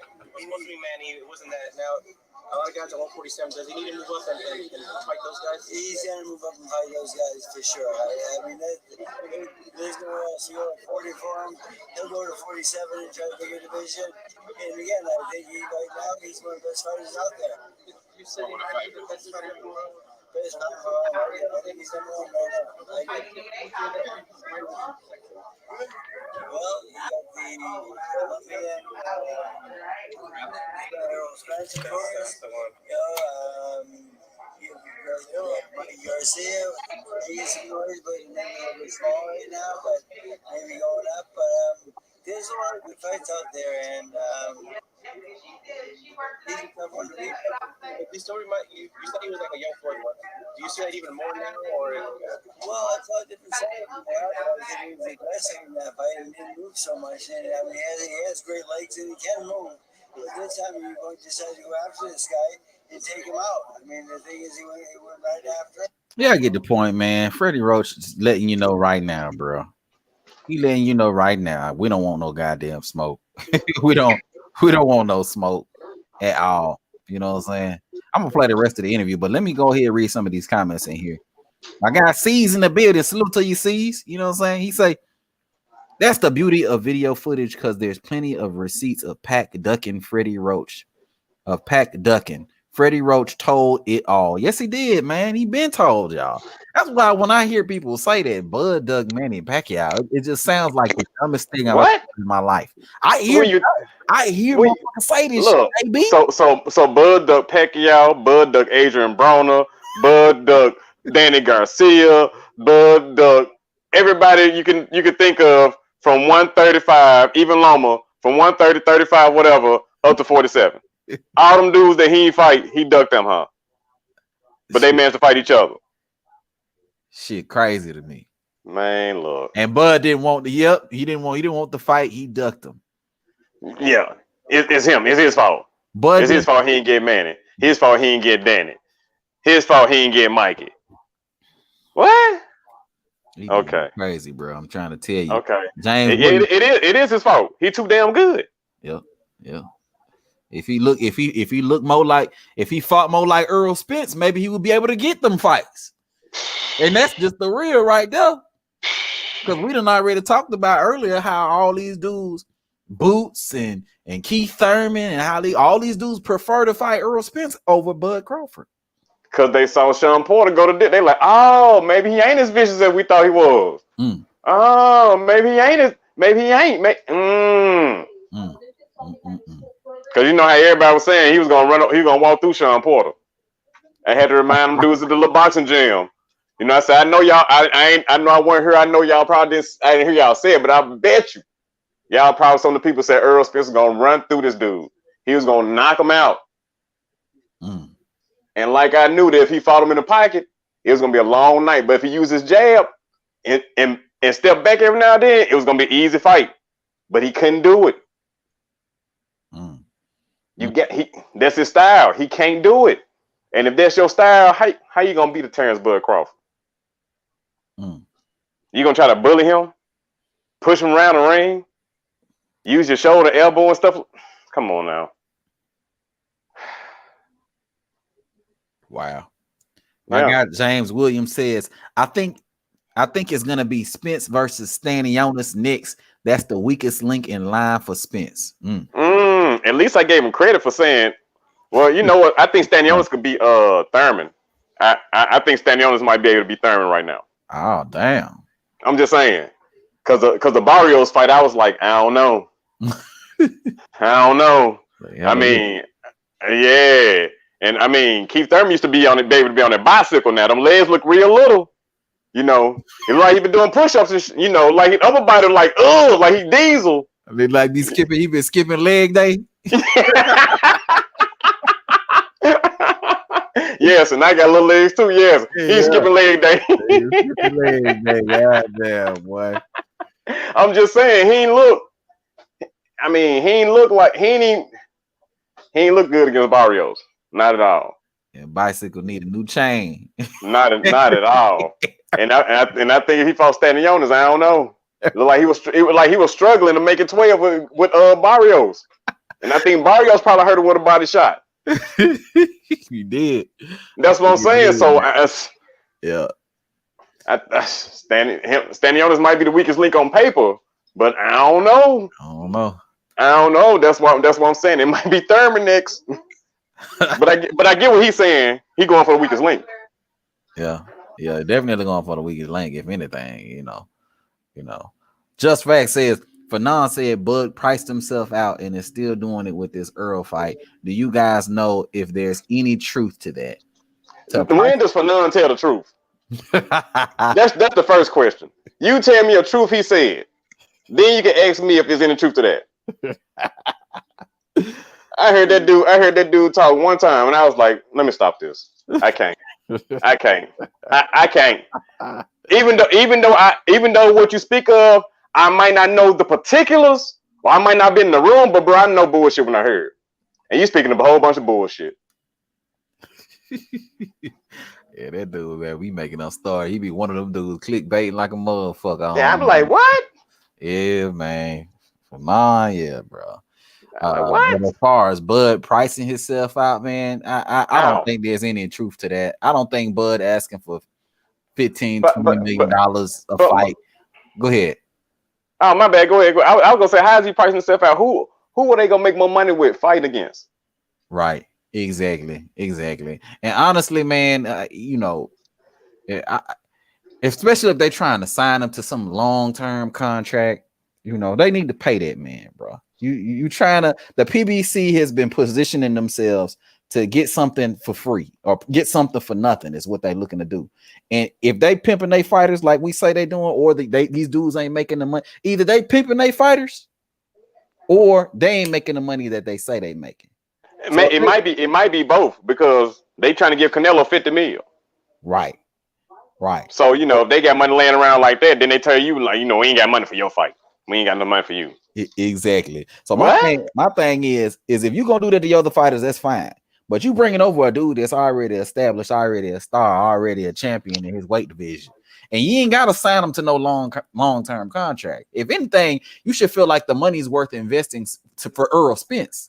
You know what I'm saying? He's the one that's been generating all this money according to these numbers and according to all these things that you dudes are saying. So you should just pay Bud, just even based on that principle, just to help out Earl Spence. Build up the big fish. That's your guy. Build up the big fish. Make him a superstar. Ain't nothing gonna build up Earl Spence like a Bud Crawford fight, unless you ain't got confidence that he ain't gonna win the fight. That's an entirely different matter in itself. Hey, they got two eyes like we got two eyes, my G. I bet they would have paid. They were gonna pay Canelo $50 million to fight Earl Spence. I bet if what's the name? Because they believe that fight's closer than the Terrence Bud Crawford against Earl Spence fight. They think that's a closer fight. My guy C says literally every name you said, it recites all of them ducking Bud. Yeah, bro. All of them ducking Bud. Facts. Vic C says he called Porter an easy KO. Motherfuckers laughed at me when I called it a 50-50 fight. Hey, exactly. You were telling the truth, 50-50 fight? 50-50 fight. Because if not for that knockdown, I had a draw if not for that knockdown. Hey, it always killed me when motherfucking Earl Spence fans want to get online and they want to say stuff like, oh, well, he wasn't the same, but he wasn't the same Sean Porter. Well, how wasn't he the same Sean Porter? You know what I'm saying? Like from one fight to the very next fight, from Earl to Bud. You know what I'm saying? Like literally like a year, 2 years afterwards, you know. Oh, somebody on here on some bullshit. Hold on. Somebody on spamming and shit. Block this motherfucker. Yeah, they on that bullshit. He said spammers. Yeah, you seen that shit? Salute to my guy Modern King Boxing here in the building. And my guy Nitty Bone 313 French in the building. He said that's a real spill. Yeah, man. Salute to you, Modern King Boxing in the building, man. Yes, sir. We here cooking today. Hey, I got the link on here, man. So if anybody want to come on here and rock, you're more welcome to do so. I mean, you ain't cooking. You just speaking facts. Yeah, man. I mean, we just having a conversation. This is real shit, bro. And that's the thing. I only like dealing. I only deal in facts. I like pulling receipts, and I like dealing with facts. You know, a lot of dudes be speaking from their emotion. I just don't believe in that shit, bro. Yeah, this ain't no opinion. This ain't conjecture. This actually happens. What happened? Like, what's really good?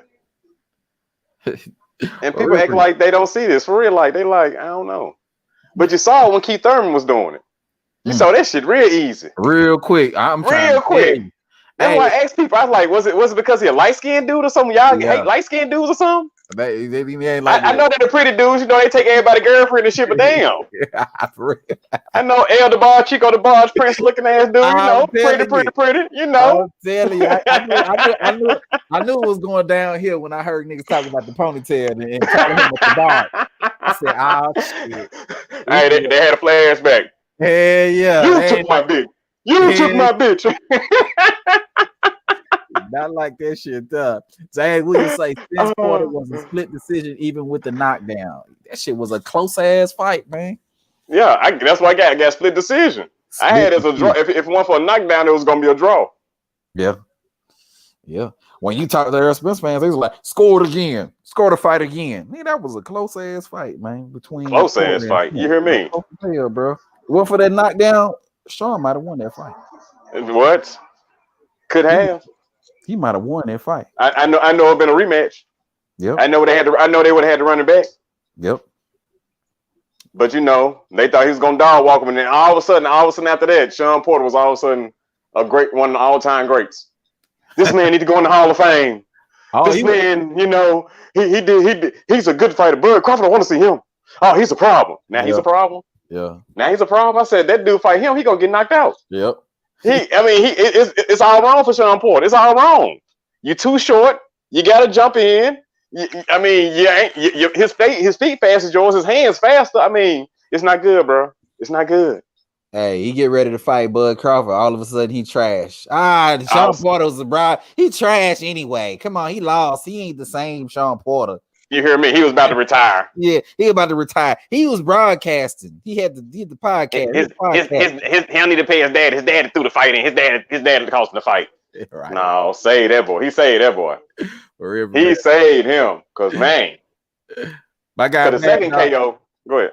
No, my guy Mad Dog say what get me is people say Spence will KO Bud like Spence is some type of KO machine. For real. That's what I'm saying. What? What? Thanks on that, man. Facts, man. KO machine. Yes, sir. Wow. He couldn't knock out Mikey Garcia. He couldn't knock out Danny Garcia. Stop it. For real. Stop it. Hey, we got somebody new that just joined us here on the panel, man. My guy XL done joined us on the panel, man. What's going on with you, fam? What's on your mind? Hey, what's going on, man? No, just calling in, show some love, and talk a little bit of boxing, and just see what your guys' take is on. I don't know if you guys heard about the fight with Clarissa Shields getting postponed tomorrow. Don't know how true it is. Oh, you serious? And, yep. Because the queen over there died. She just passed away today. So because of how I mean, it's the queen. What can you say? You know. So because of that, they came out with an article saying that all sports and political shit is gonna get postponed. Oh, now I don't know. That's what's going around everywhere right now, and don't know how true it is. Supposedly, one of the sisters said that they're just not allowing fans or some shit like that. Again, this is all rumors, you know. So I was just calling in and seeing if you guys heard anything about it. Damn, brother. And then I got another point, another little rumor that I heard, and supposedly they're gonna make Tank and Garcia or Errol versus Crawford on the 17th of December in Atlanta. You guys know anything about that? That's gonna be Tank in Atlanta. That's what Tank fight at in Atlanta. Yeah. Gotta be. So right? He's the one that. Yeah, because they just want to throw Bud and Earl up in there just to keep people, you know what I'm saying? I told you they gonna fight. They gonna fight. They're not finna fight. It's not finna happen. Don't get your hopes up. I'm trying to tell you, don't get your hopes up. No. If y'all realists like me, y'all not get y'all hopes up. Y'all stop talking about this shit, or y'all even tell these dudes themselves like, hey, bro, we gonna get the fight or not. It's like this fine female that you keep shooting at. That's what I'm saying. Like this fine female you keep shooting at. Like, hey, I'm gonna shoot my shot. How many times you gonna shoot your shot? How many times she gonna blow you off before you say, you know what, fuck this bitch. Let me keep moving. Yeah. So you get the point. I'm just saying. Yeah. Y'all gonna keep shooting y'all shot. Right. Man, look, I got shit I could be doing. Yeah, that Atlanta definitely gonna be Tank, dog. It definitely gotta be. Is. He's the one that brings them out there, right? Well, shit, everywhere. Yeah. Yep. I mean, that's where he fights at. I mean, who else fights in Atlanta? Yeah. I don't think anybody else. No, that's what I'm saying. Tank. Bud Earl is definitely gonna be in Vegas if it happens. It's gonna be in Vegas. But check this out. If Tank is gonna fight in Atlanta, that means they're favoring him as the ace side all the way and the person who's gonna generate the most money, because there's not a lot of Mexicans out in Atlanta. I don't know. I could be wrong. I'm not from. I'm from Cali, so you know. No, it's not. It's not. From what that's what I'm saying. Tank. That's what Tank sells in Atlanta. Yeah. I don't think Earl Spence fought in Atlanta. I doubt if Bud ever fought in Atlanta. So Yeah, then that it's leads me to believe that you know, just on that alone, the demographics of the actual location, you know, because that's big, especially for a mega fight, right? And these are arguably the two biggest fights to be made in boxing. I don't know what other ones I could think of right now, but the demographic has a lot to do with it, and I just don't see it being Garcia. Then it's probably just going to be another another regular. You know what I'm saying? Maybe I doubt Isaac Cruz because he just came off of a fight, but who knows? What do you guys think? You think it is Garcia? Ryan Garcia, if he does, Ryan Garcia gonna get knocked out. I think Ryan is, if he does fight Tank, he is taking a B side, because I think on Mayweather's side they made it pretty clear that Tank has to be the A side. Like if you remember, I remember an interview where Mayweather was saying that Oscar De La Hoya had to do an interview with Fight Hype. I don't know if you remember that. He was like, you got to do an interview with Fight Hype I if you did want see to it. I fight. seen it. Yeah, it was crazy. He had all these like weird demands that It's Oscar had to stupid. do. He's thinking that it's going to be a 50-50. That's not a 50-50 fight, because especially when we talk about pay-per-views, in my opinion, because Tank is known for doing pay-per-views, and obviously I don't know what the numbers are, but there has to be some success there. He sells that everywhere he goes, and if you look at this, they still got him on pay-per-view, even if it's a nobody. You know what I'm saying, or somebody people don't want to see. But Ryan has never been on pay-per-view. I don't think he's even. True. I don't think he could even. You know what I mean? Like unless he fights somebody risky, somebody big, which I don't think they should do, because I mean, call it what it is. I think Tank would take that fight too. You know what I'm saying? But even if he was to fight one of the top dogs, I don't think it's gonna be on pay-per-view. Mm. I guess we'll see So in a little. with all that said, you think it's still a possibility Garcia and Tank happens, and in such short notice? I think it's a long shot, but I think it's a possibility, because just like you were saying earlier, like, you know, they're gonna fight in it unless they're gearing up for Tank to just fight any random bum, which is also a possibility. It could just be any guy, you know. I think they both kind of made it clear that they want to fight. At least for me, on Ryan's side, he's kind of made it clear that he wants to fight. Yeah. You know, I mean, well, so they've been saying that for I want to say yeah, That's what I'm years. saying. yeah, That man exactly. clout Yeah, chasing Ryan yeah, Garcia. yeah. He been Yeah. saying it. It ain't nothing to pull out a fight. So, well, this fight is this fight is more likely to happen than Bud and Spence. Bud and Spence, that ain't happening. Oh yeah. Yeah. This That fight, shit ain't happening. I say maybe 50%, but Ryan Garcia ain't no telling with him. He might pull out the day of, The day like it did with Pitbull Cruz. You know, hey, Right. something happened. You know, I got a tattoo, or I might have to do he got a some on flat tire. YouTube real quick. He got a flat tire on it. You Yeah, some happened. know. Something. What would Call it. who would you guys like to see either one with, if it's not with each other? I think I'd like to see Ryan and Rolly fight, and then for Tank, Okay.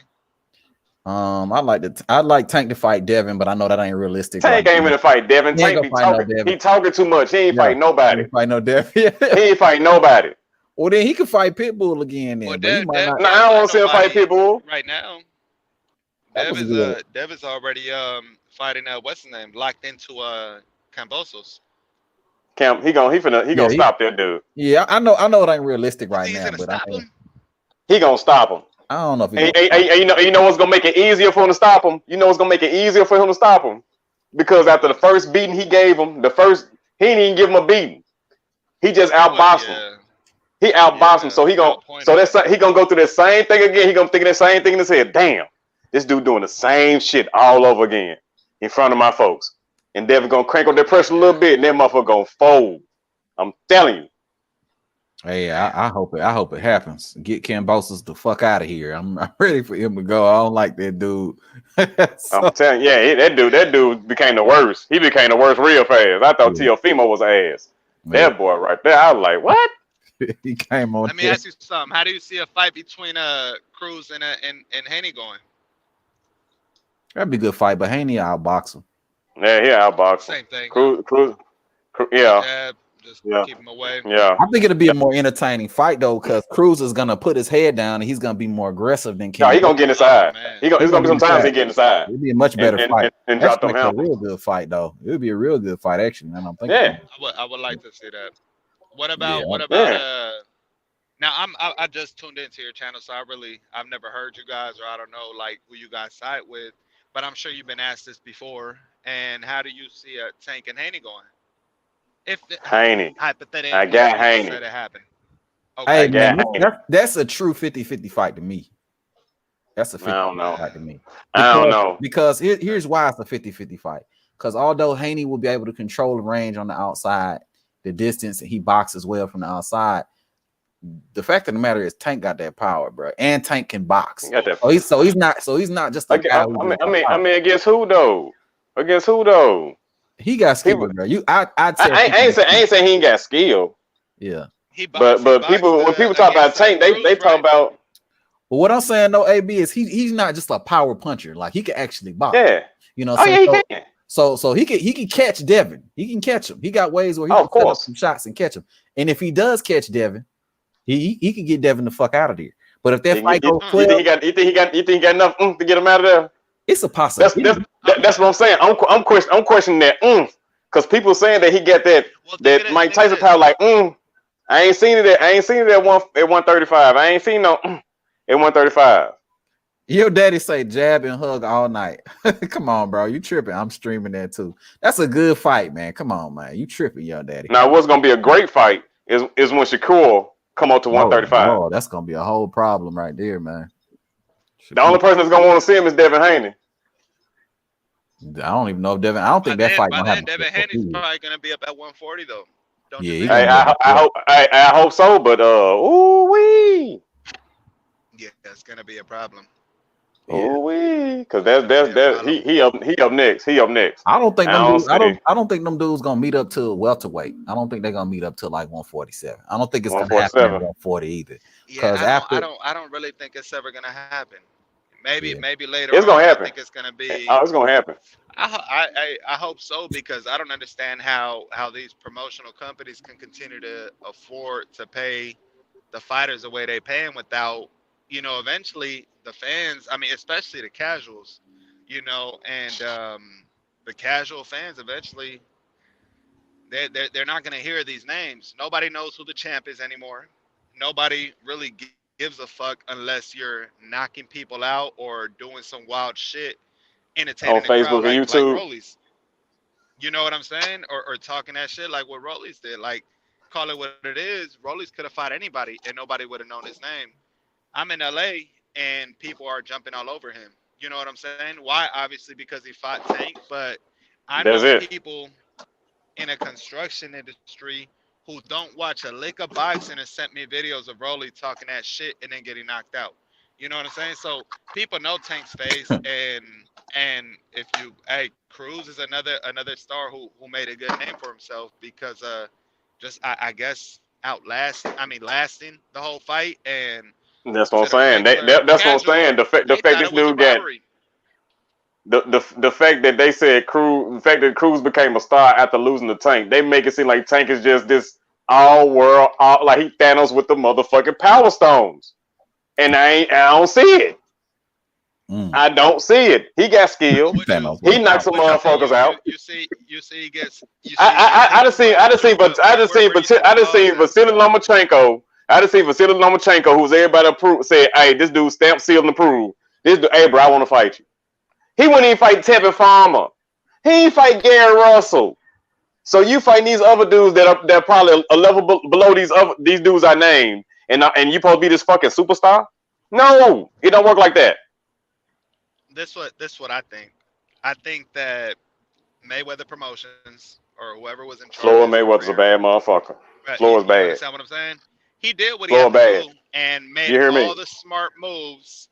Yeah, I know. Floyd's a bad motherfucker. You hear me? Hey, I think they did a great job at promoting him. Now I think the promotion is you got the point across, okay? Yeah, you know, you guys I don't want to say babied him or protected him. I really don't, don't want to say that, but could there have been That's what they fights did. made earlier on? Oh fuck yeah, Tank but supposed to have a serious resume. Tank supposed Everybody's to have a serious career resume now. right now. Listen, everybody's career now should have it's and what I mean by that, it's a shame that in a what is it, the welterweight division or the middleweight division, in the top 10 guys, 7 of them are undefeated. Why is that? They should have already fought one another, and there should be more losses there. You know what I'm saying? And I think it's just something everybody's doing now. They're and boxing has been known for this since Mayweather versus Pacquiao, and a little bit before that. You overseason a shit, and by the time the fight comes, it's that one has a Over loss, or season. one is washed out, or it's, you know what I mean. They wait too long to over marinate. They wait too long to get the real fights. The best fighting the best. You know what I'm saying? No. What that is some fighters don't want to fight the best. That's what that is. I'm not gonna even put on promotion companies. Some of them dudes don't even want to fight each other. Yeah, I mean, it goes back to the interview, like what I just played a little bit earlier in the show too. XL, I was talking about, or the show's originally about how Wilder came out, and Wilder said that. Well, I'll just let him tell it. Here, this is what he said. What we gonna get? Al don't hold back his fighters on things. He may give his suggestion on this and that or whatever, but what pretty much who we want, we gonna get. So with that being said, I'm in the business. You know what I mean? So like that's the topic of the live. The fact that we get a lot of people that like to talk about promotional companies and entities and things like that. Oh, they put the blame on them. Right. That's what they do. Like they use that to That's like. what Wilder was saying right there. Yep, that's what he If said. the fighter really wants to fight, they're gonna fight. That's what he said. If the fighter really wants to fight, but not only that, he's talking about. He's talking about. That's how it always been though. He's talking about Al Heyman specifically. You know, like Al Heyman. I played again. Al Heyman doesn't hold back. Boy, anyone. Who I want, we gonna get. Al don't hold back his fighters on things. He may give his suggestion on this and that or whatever, but what pretty much who we want, we gonna get. So who we want, we gonna get. And Wilder has no reason to hold his tongue or anything because there's not nobody there that can fuck with him. You know what I'm saying? Right. Who gonna say something to him? Right. I'm talking about who at PBC gonna say something to him? Who at PBC gonna say something to him? Hey man, Arrow might try to look up on him. I'm just saying, I know it won't happen. Not that nobody, like, call it what it is. If you're a heavyweight and if you're fucking Wilder, you can say the truth because nobody. No, I'm talking about he made the most money at PBC. He the biggest star. He the biggest star at PBC. He made more money than Spence. Yep. Yeah. Yep. Oh shit. Okay. Yeah, he made way more. He made 14 million fighting Fury the first time. Guaranteed. Shit, how many fights Earl Spence fight to make 14 million? Actually, that wasn't guaranteed. That's a lie. That wasn't guaranteed. It was I don't know how much has Spence made his last few fights.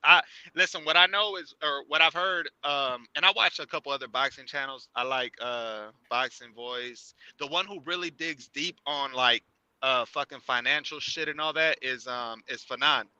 And oh my god, I don't know. I've heard him. That dude right there. Like, stop. That dude full of shit. That's and then nah, that ain't my man's. Hell no. Yeah. Whoever man's this is, don't claim that dude.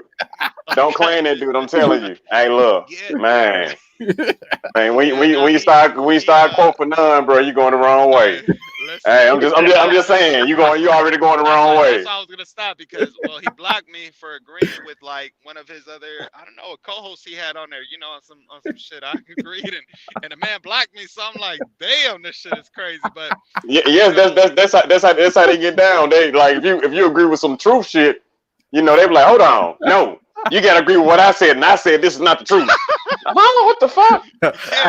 I'm confused. How is this not the truth? Hey, because I said it's not the truth. Goddamn it! Hey. Go somewhere. Got my page. Okay, all right. You right. I ain't gotta be here. Let me go and go somewhere else. That's how I came here and found my guy. I'm like, you know what? I ain't gotta fuck with y'all. You right. I ain't supposed to be over here. Let me go over here because y'all with that bullshit. Hey, Fanon be like, all right. Earl Spence is really a Power Ranger. Like, man, what the fuck you talking about, bro? Like, what?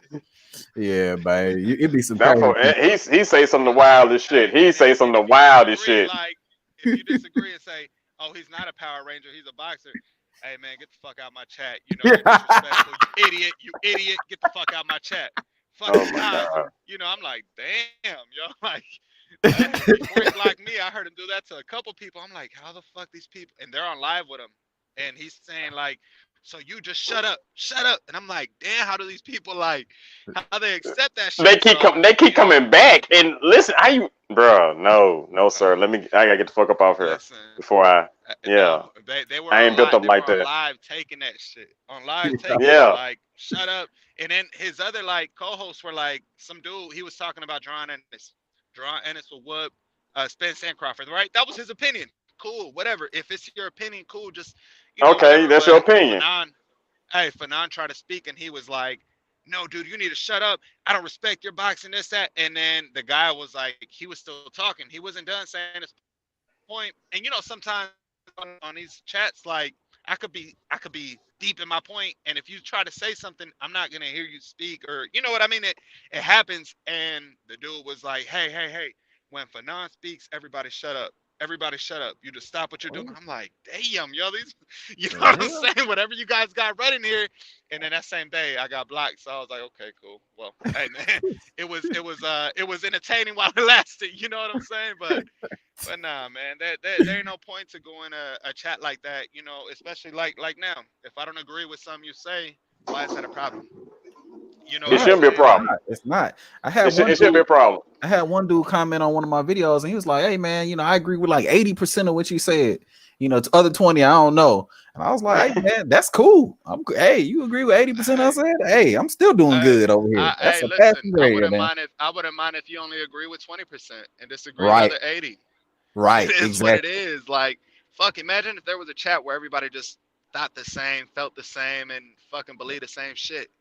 That would be boring as shit, bro. That'd be boring. I be having guys on here that I'd have had guys come on here and just call me a liar. Like, "Oh, you lying?" I'm like, okay.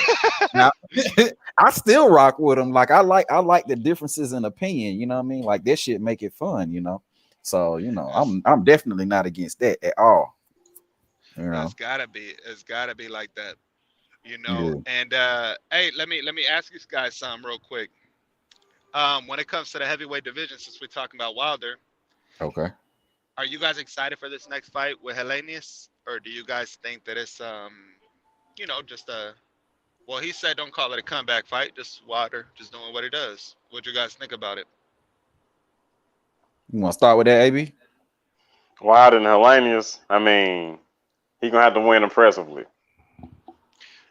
Has to. I think for me, Wilder just being back in the ring in the first place, I think is good for boxing. Wilder is probably one of the most entertaining fighters right now out, especially for heavyweight. Oh, he's out, yeah.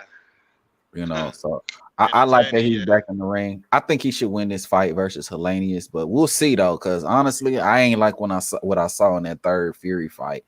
That's what I'm saying. If he got that right hand, if he still got that right hand from God, hey, then he good for the heavyweight division. But if he ain't got that no more, I mean, and he come out there looking like his brother, I mean, hey.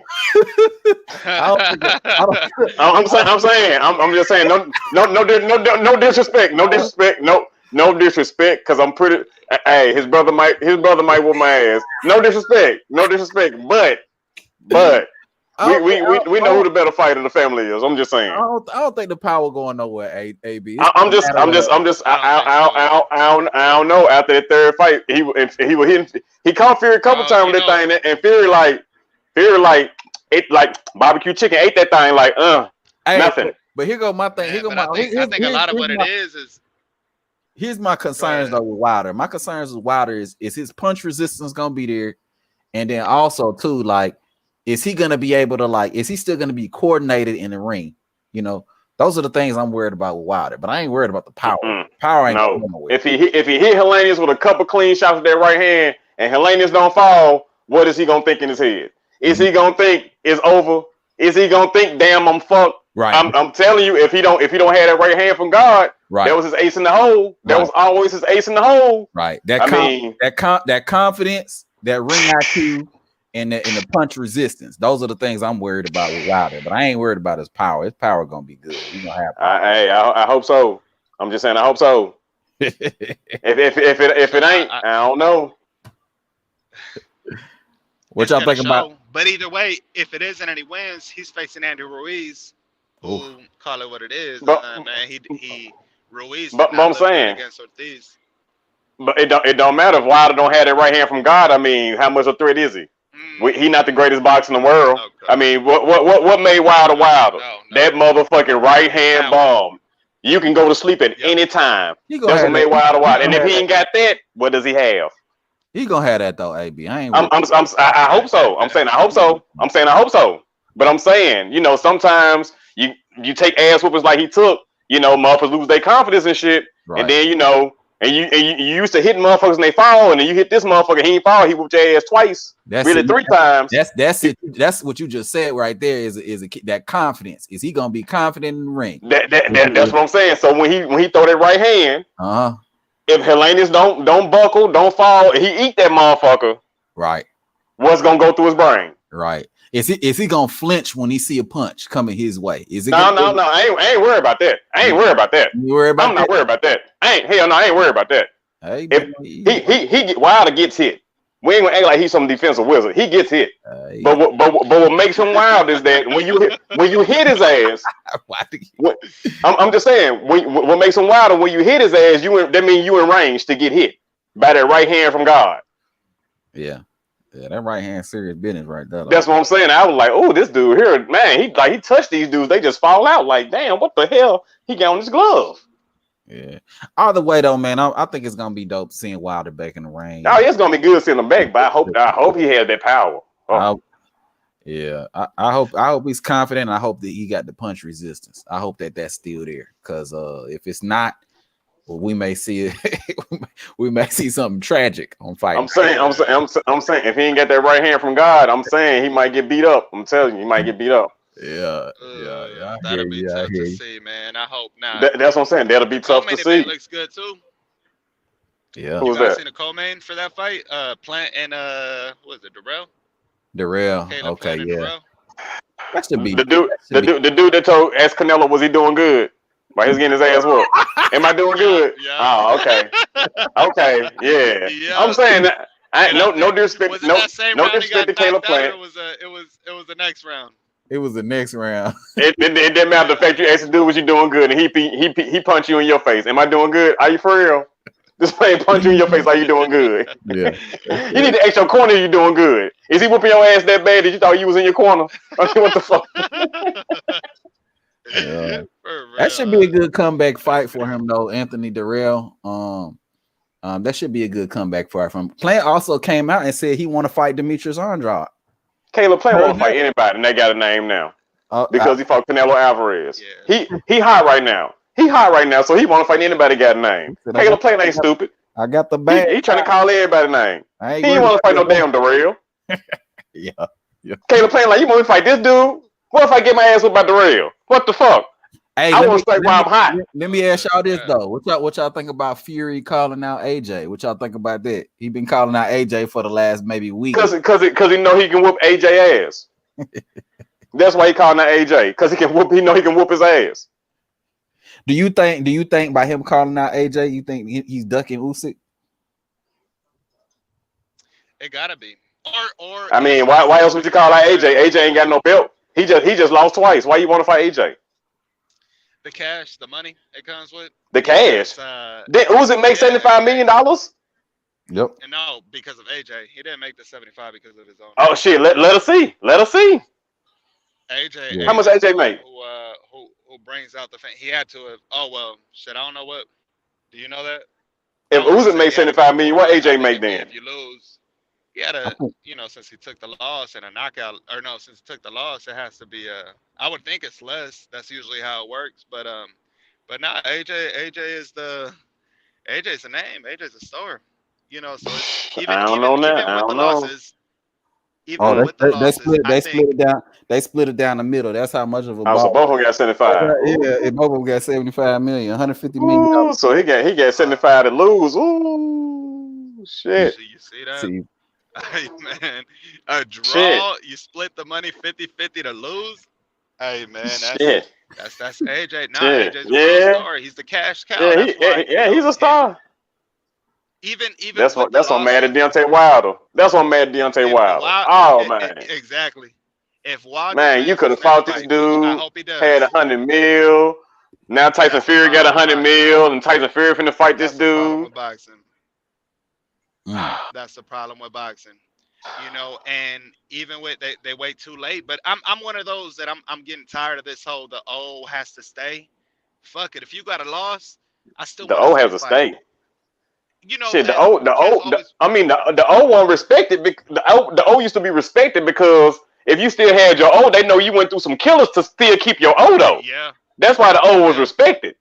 Now everybody got the goddamn O. Who you fight? Let me see your resume. Not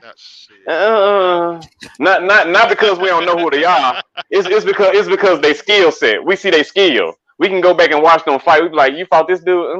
No. But you got an O still though. yeah, shit, crazy. Exactly. So what are your thoughts on that? If Wilder wins and Joshua says I want to make a mega fight, mega pay-per-view, I will be upset as fuck, and I don't want to see it, and I don't want to see it. Hold on, AB. No way. He said, "If who win No what?" way. Say that again. What was the question? If Wilder wins with Helenius, and some way somehow Joshua says I want Wilder next, and it happens, or they schedule a fight, you guys won't be excited to see it? Joshua and Wilder. Joshua and Wilder. I will watch it. Hell to the hell no, to the no, hell to the no. You know why? Because they could have did this shit for undisputed. For undisputed, both of them had an O. This could have been for undisputed.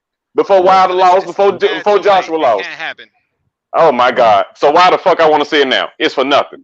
Y'all, what y'all fighting for? What are y'all fighting for?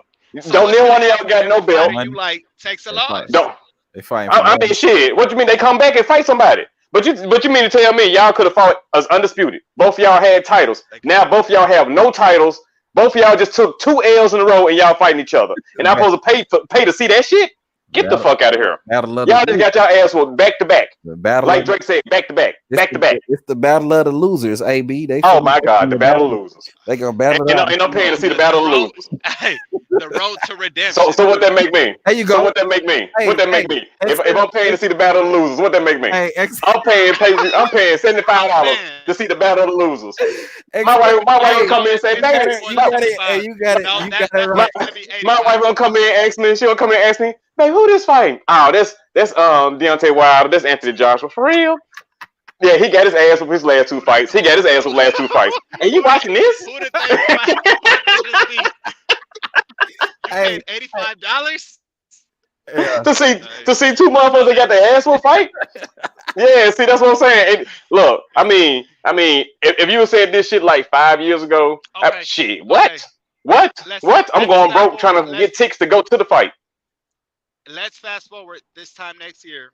Joshua gets another win against Dillian White or somebody. Okay. Does he have a belt? Pay for that fight? Does he have a belt? No. Okay. Belts don't matter no more. That's the answer. That's the answer, sir. That's the answer. They could have fought for undisputed. They could have fought for all the marbles. They would have been the biggest heavyweight fight in the world in a long time. They might get a belt though, honestly, because I don't think Usyk gonna be around too much they longer. might get one.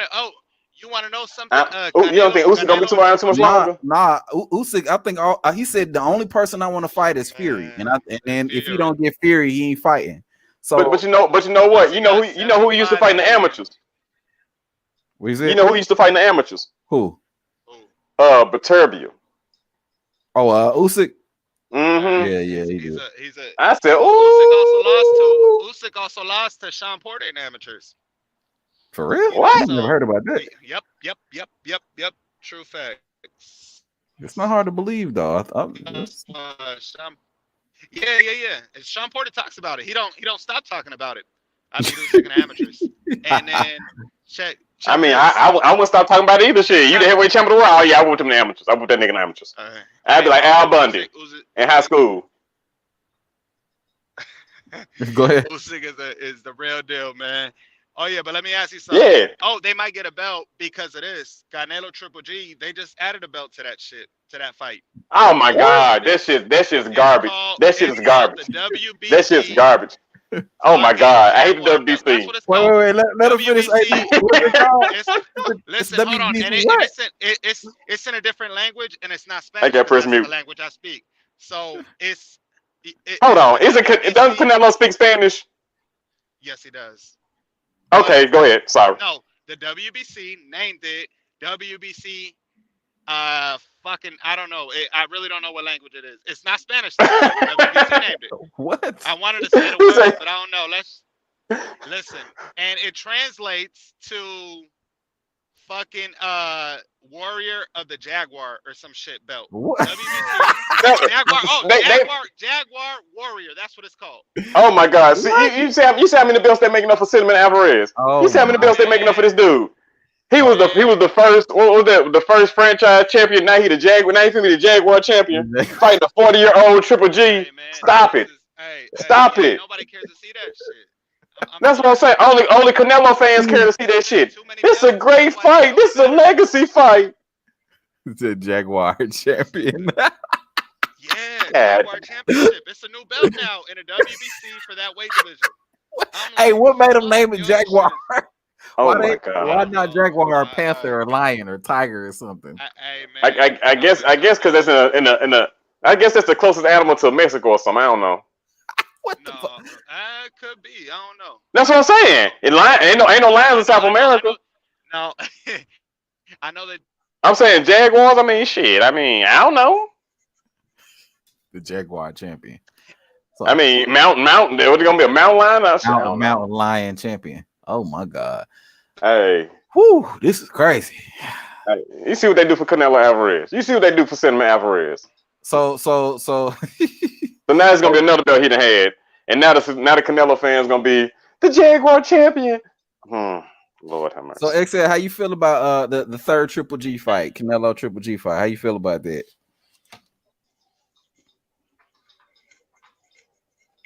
You there, XL? Did you press mute? I don't hear him no more. I was one of the ones that said people, would take him, because of the size and weight difference. And I go back to like with Wilder fighting. I mean, call it what it is. Fury is a 300-pound man.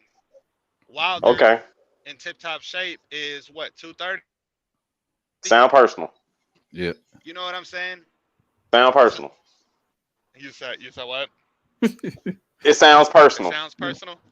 Yeah. I mean, I mean, they say Tank Davis walk around like 170, 180. Shit, he fighting at 135. Damn.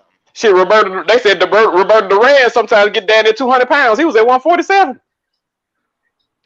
Damn. That's what I'm saying. So shit, hey, it sounds personal. That's why they call them professional fighters. Them dudes can do that. Damn. But yeah, man. Yeah. So when people start talking about weight, I'm like, nah, I don't know. If you see how much these dudes walk around and you'd be surprised. That's why it's funny. They most of the time don't really reveal like what weight they're currently at unless they're in shape. You know what I mean? As we speak, I saw an interview with you guys remember Lonnie B? Lonnie B. He was a Mayweather fighter. Okay, yeah. I actually used to train with that dude. I know exactly who you're talking about. Who? Yeah, Lionel. Yeah, I did. Yes, that's him. Oh, for real? Yeah. Was he nice in the gym? Yeah, he used to beat up a lot of guys in the gym, man. Yeah, they say he was nice. Yeah, he used to beat up a lot of guys in the gym. You ever sparred with him or no? Or I never sparred with him.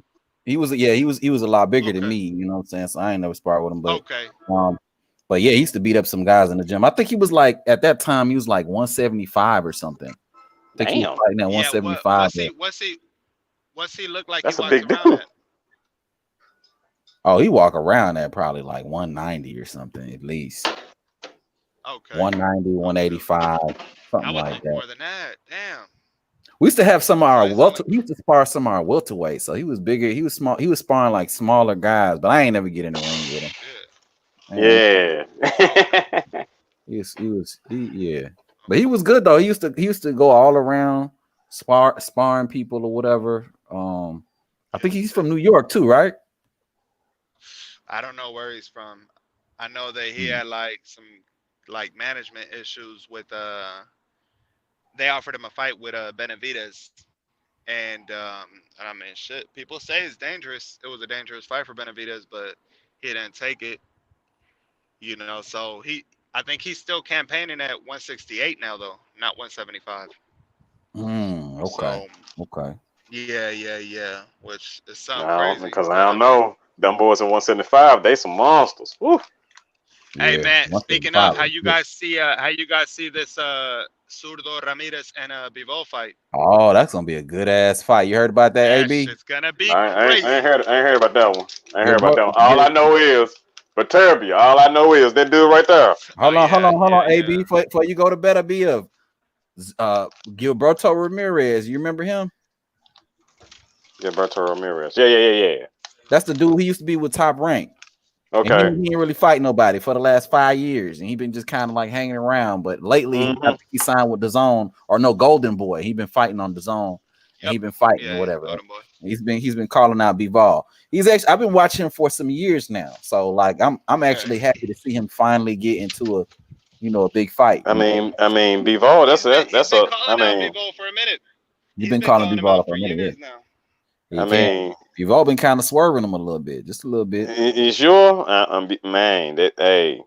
No, Zerto got some skills, man. It's gonna be good. It's gonna be a good little fight, though. I kind of favor Bivol still. Yeah, I think so. Yeah, but Zerto got skills. He gonna put up a better fight than Canelo. I know that. Oh my God, Canelo was done after the first round. He was done after the first round. When he threw that first hook, said, "Oh shit, I ain't gonna be able to hit this dude. I ain't gonna be able to hit this dude with this hook." Oh no. Oh no. That was it. That shit was like the worst. That was almost like Floyd Canelo. Hey, that was tough to watch. Let me ask y'all this: after Triple G and Canelo fight, who y'all think? What do y'all think happens with Triple G and Canelo after this fight? What? Triple G. Triple G retires. If he wins, if he loses, you think Triple G retires, win or lose? Win or lose, he retires. Cause who we gonna fight next out of Canelo? Huh? Cause all them little sharks around him, they want to fight him. He got 2 belts at 160 still too, man. Holding on. I mean, Andrade and Charlo were down there. He want to fight them. So yeah, 168. Benavidez up there. Well, Andrade up there. So who? Where you going? Nowhere. Oh, Andrade at 168 now. So yeah, 168. Yes, what I'm saying. 168. My bad. He up to 168 now. Yeah. He fighting Canelo at 168, ain't he? Yeah, he fighting Canelo at 168. Yep. That's what I'm saying. Shit, where you going? He could go back down and try to defend them belts. He got that new division, Yanni Beck. He could fight him, but you know that ain't Yanni Beck. So you gonna fight Canelo, then go down and fight Yanni Beck. All right. Right. Might as well retire. Wait, XL, what you was gonna say? I was from what I know, from what I've been hearing, is that I think Triple G. I haven't heard any more like plans after this fight, but the one that I hear is in line for that belt is the Cubano Erislandy Lara, the Cuban cat. And Lara's in line for just it's gonna get passed down to him as soon as he vacates, if he does vacate, if he does retire. If he doesn't, then he's probably gonna have to fight him, and that's gonna be 2 old 40-year-olds. You know what I'm saying? One with super so they're gonna have Lara versus Triple G. That's what you're saying. It's gonna be wow. It's gonna be tapioca pudding and dentures everywhere. Which I'm not gonna lie, I like it. Why? Oh wow. I do, because I'm tired of watching the old. I don't want to call them washed up. The older veteran fighters fighting. Washed up. Tell the truth. Tell the truth. You don't want to see the washed up dude getting beat down by the young lion. No, it's dangerous. It's dangerous and it's not fair. You know what I'm saying? Look, ain't shit fair in life. I see it like this. Ain't shit fair in life. I see it like this. if Bernard Hopkins was damn near 50 years old and he had to fight Kovalev looking like that, That shit was brutal. that was horrible. When the way he would throw his jab, I was like, this dude he like that old dude off the Family Guy, the creepy old dude. Yeah, I know exactly. Yeah. Every time he threw that little jab, but I was thinking about that creepy old dude from Family Guy. I was like, man, bro. Did you guys see the fight between Tyson and Roy Jones? The exhibition they had. I didn't watch it. No, I didn't watch it. Oh, you didn't watch it? Oh, no. I saw the problem Mike Tyson down and knocked Roy Jones out, and they told him he had to tell Mike to calm down. Yeah, man. Oh, Mike said, "Yeah, he had to calm down." That. But they ain't trying to fight. But they ain't trying to fight. They ain't trying to fight these dudes out here. Mike Tyson ain't trying to fight Tyson Fury and motherfucking Deontay Wilder and shit. Roy Jones ain't trying to fight nobody. Or Ruiz. No. Yeah, that's what I'm saying. Shit. So I see if you still in the fight game right now trying to fight for belts, hey. Yeah. Triple G, go and run that fade with Charlo. Run that fade with Andrade. Hey, Wilder kept saying it too. This last fight between. Still there, fam? You kind of cut out. Oh, there you go. XL? Still there? I gotta tell you though, this Canelo Triple G fight, man. If Triple G, if he lose, and I'm not even all the way sure he loses, but if he lose, and he retires, that would just be a goddamn shame. He drops it. It would be great. It'd be great in the aspect of he would drop the belts and now would kind of free up the division for some shit to actually happen. He been holding the division hostage for exactly 4 or 5 years. Exactly what I was going to. The dude been. That's what I'm saying. So why would it be a shame? It's a joy to get him out the fucking way. It is. It's a joy. It is, but damn, you've been holding the division gunpoint this entire time. Hey, but nobody said nothing. You don't get nobody the opportunity to fight your ass. You know what I'm nobody saying? Said nothing. He's great. He's a champion. He has the KO streak. He has the title defense streak. I don't hear that bullshit. When he could have fought tougher competition, what happened? Nothing. You want to fight? You want to unify with Marietta, what the fuck his name is? Andre Ward. Unify with Charlotte Andrade. Andre Ward called him out. What? You want none of that smoke? I'm a 160 pounder. Yeah. Man, but you going up to 168 to fight Canelo? Yeah, he ain't fuck out of here. Yeah, he ain't want to move up to 168 for no other reason. Like he wasn't trying to fight nobody else. Nah, he wasn't. That's why when was it Marietta? What's his name? He waited 2 years for Murata. Murata down there got his ass up out of there. That's how I know for sure he don't want to fight Charlo or motherfucking Andrade. And you can love him or hate him, whatever. I know Charlo do a lot of crazy shit, but any motherfucker tell me that they think Murata can beat Charlo, you out your fucking mind. Murata ain't. You out your rabbit ass mind. Murata lost to Rob Brandt. That's all I'm saying. You out your fucking mind. But people will say, Charlo, it's mighty funny that for some reason they avoid certain people. Mm-hmm. We gonna keep finding they avoid certain people. Oh, they definitely. So I don't know. Oh, without a doubt. Without a doubt. A problem. I mean, and I don't want to hear no promotional company because we got Wilder over here saying. Who I want, we're gonna get. Al don't hold back his fighters on things. He may give his suggestion on this and that or whatever, but pretty much who we want, we're gonna get. So I don't want to hear nothing about no. Al don't want to hold his fighters back. And what's the other dude name? What's the guy named with Sean Porter and Bud was at their press conference? Sean Porter and Bud at his press conference. They at the press conference. Tim Smith. That's his name, Tim Smith. You talking about the dude from PBC? The white guy, yeah. Nah, that ain't Tim Smith. That's the other dude. I forget what his name is. I forgot. The white guy. They said the fighters, if they want us to make a fight, the fighters let us know we'll make it happen. Right. And Bud said, hold up. Can you say that one more time? Yep. One more time for the people. One more time for the people. So they'll know that they want me. Yeah. Facts. Facts, man. Hey, if we got anybody new to the channel, man, be sure to hit that like button, man. One time for your boy. Let me read these polls. This poll again. The question is: do you believe that the other side of the street is stopping the fights from happening? 21% of everybody says yes. Big and small fights are because of the other side of the street. But Wilder said something different. I don't get how the percentage is higher when I just played you the interview from Wilder. Y'all don't believe Wilder? Wilder capping? Y'all don't believe Wilder? Come on, man. I mean, they believe somebody to say, you know, promotional company's getting away. Right. I mean, okay. So the promotional company every time say, hey, you finna fight this fighter. Right. No matter what you say, no matter what you think, you got to fight this dude right here. You got to fight that dude right there. Ain't no. Now sign that contract. Got it. Now sign your name on there. And I sign your name on there. Sign your name. We got you under contract to where you gonna sign any contract. We got you to sign. We need you to sign. Right. Right. Yeah, we got a contract for that. Man, y'all crazy out here. I got y'all that say yes for big fights only.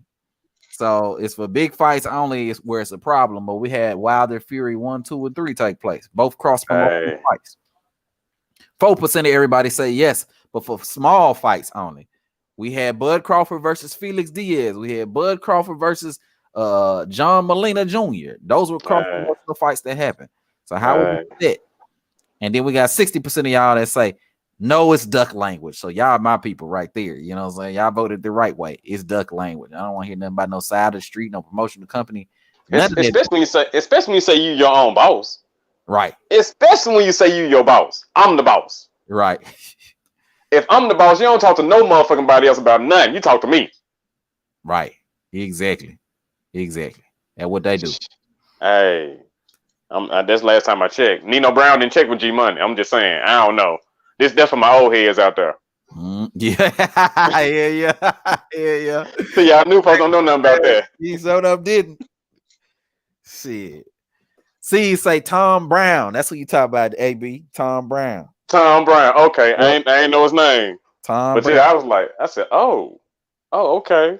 Let me see if I can find it. But if I say you hear what Tom Brown said, somebody gonna say, you Terrence Bud Crawford lover. You love him. You love some Terrence Bud Crawford. I mean, I just said that's the dude that worked for PBC, ain't it? He like owner some shit. I don't know. He in the company deep. But I said what he said. I repeated his words. But I love Terrence Bud Crawford. That he do be funny, man. I'm talking. They just get so emotional with it. Like and start insulting people, persons. I'm like, damn, what the? Okay. You feel it at the checkout line. Inflation is costing Georgia families because of Washington's. This shit crazy. Not just Georgia families, goddammit. You know how much gas costs? Gas. Man. Fuck. This pre-workout combination. This girl look like Tiffany Haddish. Oh no, she don't like Tiffany Haddish right now. Yeah. It's always the fighters when they ask for. Oh, there you go. It's a fight that can be made. We're gonna go do it.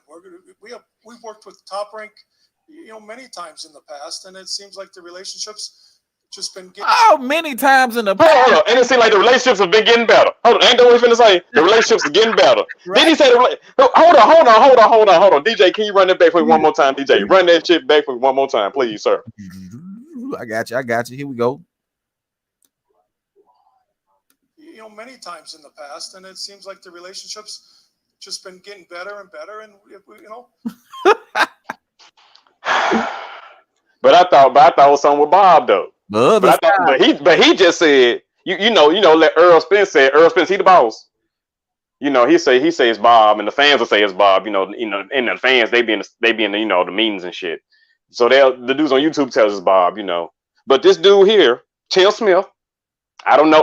He might be the janitor at PBC. I don't know. He might answer phones. I don't know. But he said we got great relations with Showtime, and if the fighter wants to fight, we gonna make the fight happen.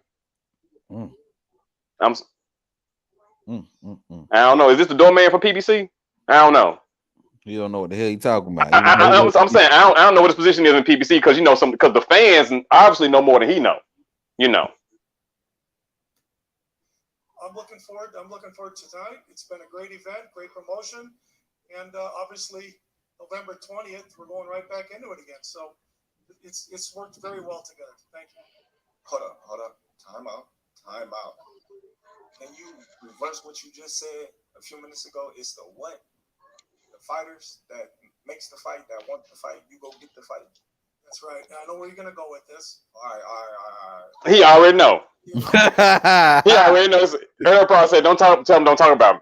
Caught up. That boy caught up. Al said, "Don't talk about Earl." I'll play that shit again, bro. Oh, that man said, "I know who you talking about." He said, "I already know who you talking about." He probably was like, "Fuck, I shouldn't say this shit." I mean, he promoted his fighter. He got that's the shit you won't say about your fighter. Hey, our fighter want this fight. You the best fighter in the world. Shit, everybody scared of you. We ain't scared. He want it. We gonna make it happen. Fighters, when they ask for something or it's a fight that can be made, we're gonna go do it. Oh my goodness, is that right? Is that right? They said about budget. With that being said, that sound familiar. Who I want, we're gonna get. Al don't hold back his fighters on things. He may give his suggestion on this and that or whatever, but what pretty much who we want, we're gonna get. So Pretty much who he want, he gonna get. Now I don't work for PBC. I never seen Al Heyman. I don't know if I think I seen a picture of him once or something, but I don't know who Al Heyman is. I don't talk to Al Heyman, but this guy, he speaks to him regularly. He gets paid by him, and he says whoever we want, we gonna get. And some people who probably don't even know who Al Heyman is will say otherwise. So who am I to believe? See, it sounds like an easy decision. That's all I'm saying. Who am I to believe? I mean, all this is conjecture and speculation. Okay, we all got our opinions, but I mean, who is more believable? The guy that works for, gets paid by, and does business with Al Heyman, or the normal dude on the YouTube streets that ain't probably never met Al Heyman? Damn. Like the relationships just been getting better and better, and better and better with top who? Top rank. This guy must have just came there and stole the microphone. He probably don't even work for PPC. Top rank. I think he just stole the microphone and sat on the bench and just started talking. You mean the other side of the street? The relationship has been getting better with the other side of the street. So are we blaming Bob, or what are we doing? Because I'm confused. It's been getting better and better, and relationship's getting better. Just been getting better and better, and I thought I was high. These folks wild. Oh, man, yeah, shit crazy. Something else, man. Trying to tell you, the excuses is done though. You know what I mean? And then I had a couple of people saying that the fight was gonna get announced. It's gonna be done. We're gonna have the fight in August. Okay. Well, it's gonna get announced. It's gonna get announced. August gonna have it in September. We're gonna have it for the holidays. It's gonna be in December. Man, look, you can keep moving. I know you're wishing. I was wishing at one point in time too, but just like we can get Riddick Bowe verse Lennox Lewis, like we can get Wilder verse Anthony Joshua. Hey, shit happens. Shit happens. It is what it is. Just gotta move on. Yeah, it's like that sometimes, I mean, we'll see though, but you definitely starting to look like a prophet. I'm saying because he got 3 mandatories on the horizon. Three.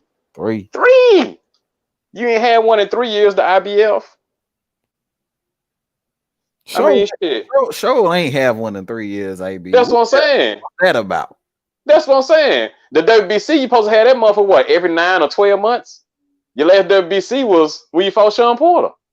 And then you had to pay off the WBA mandatory. The Ugas had 2 mandatories back to back, but magically got out of that shit because Staniona took the step aside money. So you got Staniona's waiting on the sideline. So you got all this shit going on, and people want to say Terrence Bud Crawford's the problem.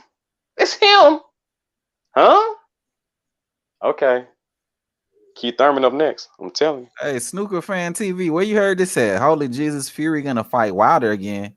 What? I think Wilder has brain damage. Oh, Fury ain't fighting Wilder again. Not that we know of. No. I hope not. What we talking about? We talking about what Wilder said this With that about being the PBC. hold back his fighters on things. He may give his suggestion on this and that. I gotta take it back a little Al bit. don't hold back his fighters on things. He may give his suggestion on this and that or whatever. But what pretty much who we want, we gonna get. We talking about Wilder exposing the PBC and guys talking about the other side of the street and call my promoter and all these different little things that they like to say instead of let's fight. Al don't hold nobody back. Pretty much who we want, who we gonna get. So if Al ain't holding nobody back, and y'all get who y'all want, and Tim said they do work with Showtime. I mean with Top Rank all the time. And the business getting it's getting better and better. I mean, what's the problem? Snooker says the fourth fight is coming. Well, if Wilder fight Fury again or Fury, I hope not. I hope Wilder don't fight that dude again. Cause this man talk all this shit about the second fight. See, said I'm talking. Ain't no fourth fight happening again. Hell no. Ever. Did you see the ass whooping? Did you see it? Cause what made me mad is when they fought the second time, I got the fight, and I fuck around, fell asleep, and I woke up. They said they ready Tyson Fury. I'm like, Tyson Fury? And they were showing how he was whooping his ass. I said, oh my God. And this dude had all these excuses. It was the water. Hey, it was the trainer. If they made the fight, you wouldn't watch it? It was the clothes. Who gonna watch the Wilder versus Fury fight 4? I mean. I'll watch it. You'll watch it? I don't know if I pay for it, but I'll watch it. I'm saying watch it for, I mean, yeah, I wouldn't pay for it. Man, that's a W for Fury. Let's see. They say Snooker Fan TV says he beats Hellenius and becomes ranked #1 challenger. Yeah, he #1 in there for the WBC. He sure is. Is he gonna? That's the thing. Is he gonna beat Hellenius? That's a good question. We'll see. That's what I'm saying. That right hand. Is it gone? Let me ask you this though, AB. If he beat Hellenius, then he beat Ortiz. I'm sorry, not Ortiz. What's the name? Andy Ruiz. Yeah, Andy Ruiz. I mean, I think that by itself will probably get. I mean, he get a title shot if he beat them. But I'm saying, in order to beat them, he must have that right hand from God. I don't think Fury gonna be around that long though. Honestly, I feel like Fury gonna vacate that belt. He gonna vacate. I don't even know if he fights Usyk, let alone trying to fight Wilder for a fourth time. So we talking about maybe 3 and 4 years into the future, maybe 2-3 years. I don't think. I mean, he ain't gonna fight Wilder no time soon. Yeah. Is he gonna fight Usyk? Why don't he want to fight Usyk? I mean, it's more dangerous than fighting AJ. Well, I actually heard Usyk got like a little injury or something like that or something. I think Fury's trying to fight again in like December, and Usyk just fought. You know what I'm saying? So he's trying to get over his injury. And I think Fury was trying to get him back in the ring in like December or something like that. So that ain't enough time for him to recover and train and all that, you know? So now Fury trying to get AJ in the ring. That's why he calling out AJ for this December date that he trying to get done. I mean, AJ just fought. I mean, shit. Exactly. AJ just fought too. Both of them just fought me. What the fuck? Yeah, man. So that's why AJ ain't even responding to his ass. AJ like, man, look, man, I ain't about to get the fuck out of here. I ain't about to fight you on your time. I'm gonna fight you on my time, if anything. And I hope he don't fight Fury. Like, even though it'd be cool, I hope he don't fight Fury right now because it ain't. You know that would be on his time. He's recovering for the fight. He wouldn't be at. But what made me kind of skeptical about AJ, when they lead up to the fight, the new trainer made him mad or told him how to be a mean dude. I'm like, hold on, bro, hold on. Anyone with Robert Garcia too? Why you go with Robert Garcia as a trainer? But I'm saying though, I don't care who you went with as a trainer. You fight for a fucking living. I got in the ring spar with a couple dudes. First time I sparred, dude beat the shit out of me. I was mad as fuck. Mad. I'm talking about dude. When I took my gloves and hood girl, dude was scared. He was scared to go outside. He thought I was gonna beat him up. So I said, "Nah, bro, don't be mad. No, it ain't like that. You just whoop my ass in the ring. I'm just man. Ain't nothing like that first ass whooping you get from your first. That's what I'm saying. And you telling me, I'm talking about I was upset, and you telling me a mother had to teach you how to be mad? When you in that motherfucker ring, you mad when you sparring. When the motherfucker touching you up. To be fair, to be fair though, the more you do it though, the more you get used to it, and you kind of like You like numb Okay. to it, especially in Okay. sparring. Dude, get Okay. out a little bit. It's Days, okay. sparring like 3 and 4 times a week. You know, you Okay. have days where you whoop Okay. somebody ass, and you gonna have other days where Okay. somebody might get off Mhm. a little bit. You know what I mean? I know when they get up on your ass, when they hit you with that, you're gonna be like, oh shit, for real? You Okay, gonna be shit. mad. Okay, you're gonna be. Oh, you woke me up. Oh, okay, let's go. Let's go. Yeah, I'm telling you that when he started talking all this shit about somebody brought out the anger in me and all this shit, made me a mean to fight. I'm like, I said, oh, bro, you through. You through. You through. I said, it's finished. I should have took all my money and put it on Usyk. I said, bro, it's finished. So that I want to see the fight. I said, hell no. He talking crazy. This dude talking crazy. He could have said anything else. Snooker Fan TV says, didn't Washington not KO Hellenius? Think Wilder KO him is a spectacular fashion. I think he will KO him. I mean, he should. I mean, if he doesn't KO him, what you gonna think then? I'll tell you right now, Snooker Fan TV, what I'm worried about with Wilder, I already said it before. I'm worried about his confidence. I'm worried about his punch resistance. And I'm worried about his boxing IQ taking a hit. Is he going to have the confidence to do some of the things that he did earlier in his career? And also, I'm worried about his age now. Ain't Wilder like 35, 36 now at this point? How old is Wilder? Okay. Wilder getting up there, bro. All them shit ain't not, who young? Who young in heavyweight division? Come on, bro. Stop it. Ortiz? I mean, not Ortiz. Damn, him. what's the boy name? Andy Ruiz. Wilder 36 years old. Uh-huh. Andy Ruiz, how old is Andy Ruiz? I don't know. He probably about to be 37 this year. Andy Ruiz, how old is that nigga? Andy Ruiz 32.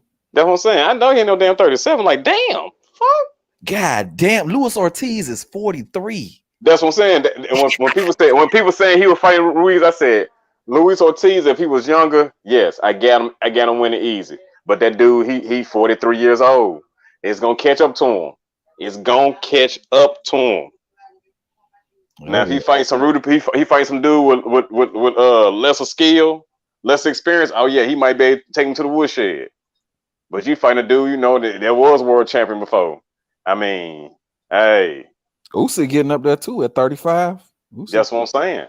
Yeah. Shit, damn, but Turbia motherfucking 36, 37. Yeah, you ain't. That's what I'm saying. And Canelo, and he got to wait to fight Bivol because Canelo got to fight Bivol. Fuck out of here. That's why I hate saying. I don't think Canelo gonna fight Bivol again. I don't think that shit gonna happen. He got a rematch clause. That's what the holdup is for unification at 175. They got a rematch clause. You got a rematch clause, don't mean he gonna fight him. Okay. I don't think. Who we gonna fight next? Canelo. Who we gonna fight next after Triple G? Cherry pick. So that means Bivol gonna be waiting. Bivol fighting Zerto right now. So after I know. So after that, what's gonna happen? If he can't get, if Canelo not after that dude, who fight next? Better be I think. No, it ain't. They ain't gonna let it happen. But I'm telling you, Canelo. What Al Heyman? I'm not Al Heyman. I'm sorry, Bob Arum. He made it seem like he's not interested in that fight though.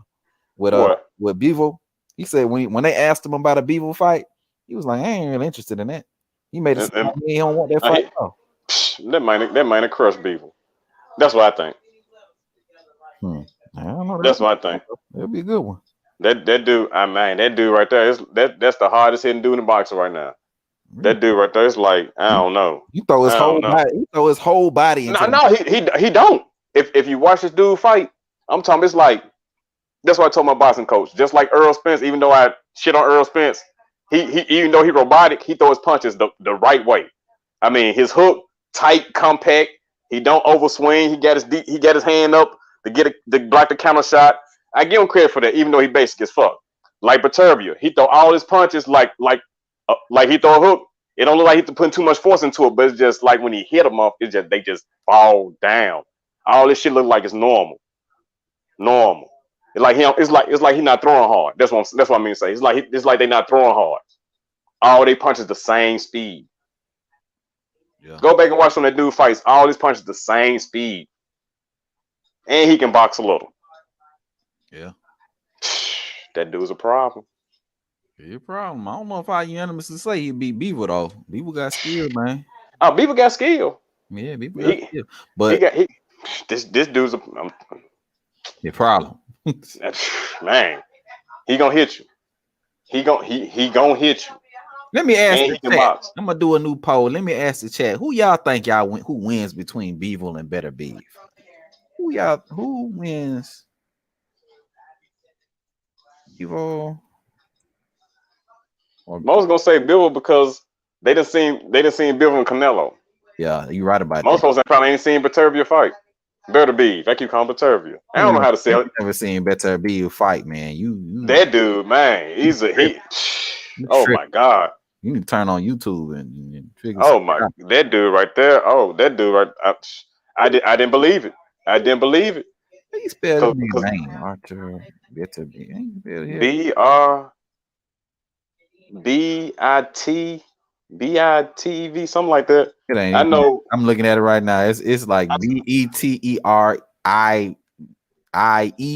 That shit crazy. Yes, hey, crazy, just like that power. Cause when I saw him fight Ghosty, that's the dude that put Donna Stevens in the hospital. I saw him fight that dude. Oh, what you call it? What's his name? Joe Smith Jr. No, not Joe Smith Jr. The dude before Joe Smith Jr. Oh, the Joe Smith Jr. fight. Oh my God. Oh my. That's what I'm saying. When he was hitting Joe Smith Jr., it's like he wasn't even throwing hard. He wasn't swing with it didn't look like he was swinging hard. But when he hit him, oh my goodness, especially them uppercuts at the end. That shit was crazy. The common man. Yeah. Bro, you ain't want that. You ain't want that. Oh, he did not. I want to see Bill for Batervia. I think there'll be a super fight. I think for anybody know anything about boxing to see that fight, there'll be a motherfucking joy. But it won't happen. Cause Cinema Alvarez. So now I can't get Spence Crawford. Now I can't get Batervia Bivol.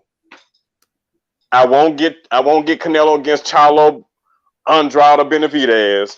I can't get Charlo against Andrade. I can't get shit. Yeah, no, you can't. You can't. That's what I'm saying. And these folks trying to uphold this monkey shit going on. Tank ain't trying to fight nobody. Lomo don't want to fight nobody. I'm like, what the man? Look. So far, I got one vote for Bivol winning. So far, I got one. Over Better BF. Not saying he couldn't win. Not saying he couldn't win. That's a 50-50 fight, man, in my opinion, honestly. That's 50-50 right You said 50-50? I say 50-50. No. I got 45-55. 45-55? I got 45-55. I got 3 votes now. I got 67% for Beta BF now. Beta BF in the win now. I'm saying that dude is I don't know. It's something about how that dude hit when he hit people. I have no. It's just when he hit people. He hurt. And bro. I know in boxing, unless you Floyd Mayweather or Pernell Whitaker, you gonna get hit. And them dudes got hit. See, say he got Better BF stopping Beevil. God. Woo! Hey, I can see it. Man, look, go back and watch. Man, that dude right there's a problem. That dude is a problem. He definitely a problem. That dude is a problem. Snooker Fan TV says Usyk versus Wilder. Who wins? Man, Usyk. Well, you know, you always got to give Wilder a puncher's chance, but Usyk. That's what I'm saying. That's all he got. That's all he got. That's what I'm saying. And once you take away the punch, I mean, you know what, man? Honestly, Wilder don't get enough credit for his boxing IQ. He don't get enough credit. Like I don't know that Usyk, because that right hand from God is just so vicious. He know how to set that motherfucker up. That's what I'm saying. You gonna get hit by that right hand. That's what I'm saying. That's it because that vicious. Right. It's uppercut. It's gonna be a hook. It's gonna be a straight. Where the motherfucker coming from? Right. You gonna get hit. Are you gonna be okay when you get hit? That is the question with Wilder. He gonna catch you with it. You know. Are you gonna be so that's the question. Is Usyk chin gonna be able to hold up when he get hit by that right hand? Or is he gonna be able to hit Usyk on the chin with it? It's that's the question. Because like if you know his right hand coming, you know what I'm saying? Hey, you can protect yourself against that right hand. For real. Yeah. I mean, he said, look what Snooker Fan TV said, look what he did to Dominique Brazil. Yeah, man. Wow. Oh, yeah. Oh my God, man. That shit was when he said he said I might kill him. Hey, I was like, hey, someone please call 911. You remember how he set up that right hand with Arthur Spilker? That was knockout of the year, I think. But Spilker came in though. Spielker came in though. He was looking good in that fight. He came in. Yeah. He came in behind the jab. He was looking good. Yeah, he came in and got caught. Wilder set that up beautifully, man. He came in and got caught. That's what I'm saying. He came in and got caught though. Hey, he hit his ass and then got out the way, ducked up out of it, and then got. That was when Wilder was actually boxing. I don't even think he know he hit that dude that hard. I don't even think he realized that until he looked and saw that dude fall on the ground. That shit crazy. That'd be a good ass fight, man. Wilder and Usyk. If Wilder's not able to get if Wilder don't get Fury in the ring, I'd like to see that. But I don't know. I'm saying if we know Wilder still got that right hand, yes, of course. He definitely still got that right. I got no doubt that he got that right hand. I done seen crazy things happen. I seen crazy things happen. I'll be shocked. He didn't get the Beats by Dre put on him twice. He got the Beats by Dre put on him twice. After the first time, people like myself were delusional, believing in the Magic City Miracle. You know what I'm saying? While he out here twerking and shit, had me saying, yeah, he got poison water. Yeah, his trainer ain't shit. Yeah, the clothes. And somebody was like, for real, Jay, that's what you gonna do. D Lucky, you absolutely right, man. Wilder has hurt guys while they were blocking. Hell yeah. Blocking. You got your guard up. You get hit by that right hand. That shit still send you to sleep. Ain't that a bitch? You blocking? That's what I'm saying. That's what made Wilder. But Fury took that away. He took it away. Honestly, what he took away was his confidence. I don't think he took anything else. He took his confidence away because that's what I'm saying. He took it away. What Fury did, Fury was able to he was able to survive getting hit by the right hand. Hey, you know how some bullies are. All you gotta do is hit. You fight back one time. Hey, that motherfucker. Hey, he lost his soul. Yeah, I hear you. Is he still Deontay? Is he still the same dude? That's what I'm saying. Is he still the same dude? Cause the third fight, even though the second fight was shorter, the third fight was worse than the second fight. You think the third fight was worse than the second fight? Man, you went longer and got your ass up longer. I don't think so. I think that second fight was by far worse because in that he got beat up. Yeah, it was way more competitive in that third fight. That third fight, they actually went back and forth for a little bit, and then Fury started controlling the later rounds. That's what made it bad. His stamina couldn't hold up. So after the stamina went, it was a wrap. It was a wrap. That's what made it bad. Oh yeah, I don't know. All I gotta do is get you tired. Oh shit. Come on. Yeah. You know that was most heavyweights. AJ the same thing. He out here getting shit. But AJ, he real robotic and shit. I don't know. Snooker Fan TV says Wilder fights are exciting. I'm a Fury fan. Yeah, his fights are exciting, man. He the most. That right hand from God. Telling you. Because when it don't matter if the first round, 12th round, 8th round, it don't matter. He down, whatever. Like against Luis Ortiz. Ortiz was whooping his ass. Mm-hmm. Then what happened? Like what trying to say? Form blazing sword. And hit that boy. Bow. I'm telling you. I said, damn, that's all it took. All it took. That's all it took. I wish I had one of those. Man. That's what I'm saying. When I send fires, I wish I had one of those right there. Damn. Luca Fan TV said Wilder tried to cherry pick Fury in his first fight, and when Fury was down and out, yeah, he did try to cherry pick. That show was a cherry pick going on. He did, but I'm saying, but who else was going? I mean, he got a pretty little penny fighting Fury.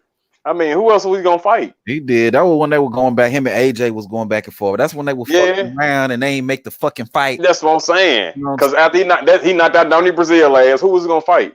He knocked out the man though. Was he gonna fight Dillian White? He ain't like. I mean, AJ had all the belts and shit. Yeah, he was trying to. What he was trying to do is he was trying to fight Fury that way he could get more negotiation power for the against AJ. That's what they was trying to do, but that shit didn't work out. That shit backfired. That's what I'm saying. It backfired, and Fury got $100 million. Yeah. And whooped his ass twice and got his belt. Yeah. Yeah. I'm talking to put the Beats by Dre on his ass. Damn. You lucky say Fury was knocked down multiple times. He was knocked down multiple times. That right hand. That's the thing about it. Wilder's gonna hit you with the right hand. He gonna land that motherfucker. Are you gonna be able to get up? After he landed, I'm saying he landed that motherfucker. This dude got up and beat his ass. That was the only dude to do it. Most people, when you get knocked out, you stay down. True, but I'm saying after you get your ass whooped one time, there's a lot of motherfuckers don't come back after they get their ass whooped the first time now. Yeah. Some of us don't come back. Hey, most motherfuckers don't come back. Ain't no some. Hey, that's what I'm saying. Especially in boxing, just shit. You get knocked out like that. I mean, I think Fury is like just to get up from that. If I can't give Fury no credit for nothing else, just to be able to get up after getting knocked out like that. Flat on your back. Flat on your back. Flat on your back. The first time he got knocked down, it looked like the eyes rolled. His eyes like rolled to the back of his head the first time he got knocked. No, that 12th round. That 12th round when he got caught and then caught on the way down. I'm talking about in that first fight. I'm not even going to the third. That's what I'm talking about. Yeah, the first fight. Yeah. When he got knocked out, for him to get up from that. Yeah. The 12th round. Man, look. Yeah, that was crazy. Crazy. Snooker fan. Not only to get up and put the beats back, like, motherfucker, you gonna try to knock me out? Still fight back, yeah. Like he was upset. He should like, be. Damn. He should be upset. My wife and kids in the front row, motherfucker. I said, damn. I'm gonna put you to sleep. You better be mad. Damn. I'm not tired. Yeah, I already know. That's what happened. Yeah. Snooker Fan TV says, my guy Wilder took a hell of a beating in those last two fights. Yeah, man. Yes, he did. And that's what I'm worried about. I'm worried about the punch resistance and the confidence is what I'm worried about. Because these are heavyweights. The Maniacs got power. If Wilder's punch resistance isn't what it used to be, he's gonna. I ain't worried about the punch resistance. Because Wilder ain't just gonna fall out off one. Helenius ain't got no one-hitter quitter. Wilder ain't gonna fall out. Hey, Wilder's not gonna fall out. When you got somebody that done got beat on the last two fights. That's what I'm saying. He got beat on because why? Because their right hand from God failed him. It didn't fail him. It did him just fine. No, it didn't. No, it didn't. Because usually they didn't get up. Who got up? Hey, but if he would have landed that shit one more, if he would have put fear on his ass maybe again, if he would have landed a few more of them shots, the fight would have been over. So like it was a situation where, you know, I'm not disagreeing, but I seen the gym when dude came to the gym saying, man, they like, man, dude hit hard. Yeah. But this other dude come to the gym, he'll counter pro boxer named Deontay came to the gym and said, oh, he hard? He sat there, told dude hit me. Like defense down, hit me. And dude reared up just like hitting him. And he kept stepping to him, hit me. And I was like, damn, what the fuck? I was amazed, and I want the dude hitting him. And I went in the ring with him. And dude kept stepping to him, hit me. And everybody was like, damn. And dude didn't want to hit him no more. So is that going to happen to Deontay Wilder? That's a confidence thing, not a power. That's what I'm saying. Yeah, that's confidence. That's what I'm saying. When you hit Helenius, and Helenius hold up. Yeah. And you hit him again. And he hold up. And you hit him again and he hold up. What you going to think? Well, is he gonna be able to hold up the first time? That's what I'm saying. Hey, I was saying if he hold up, that's on the second and third. I don't know if you can hold up the first time. You know what I'm saying? If it's there, he ain't gonna hold up the first time. Yeah, did they fight before? That mental fortitude. Nah, but they sparred though. Okay. He sparred Helenius. Yeah, so it's kind of a pretty safe fight for him. Really. Hold up. Really hold up. Ain't this a dude that Tyson Fury had fought? No, I don't think he fought Helenius. No, Helenius fought on the undercard. Who the fuck did he fight? You sure? You sure Tyson Fury didn't fight Helenius? No, I don't think he fought Helenius. I think he fought some goofy ass. I don't know.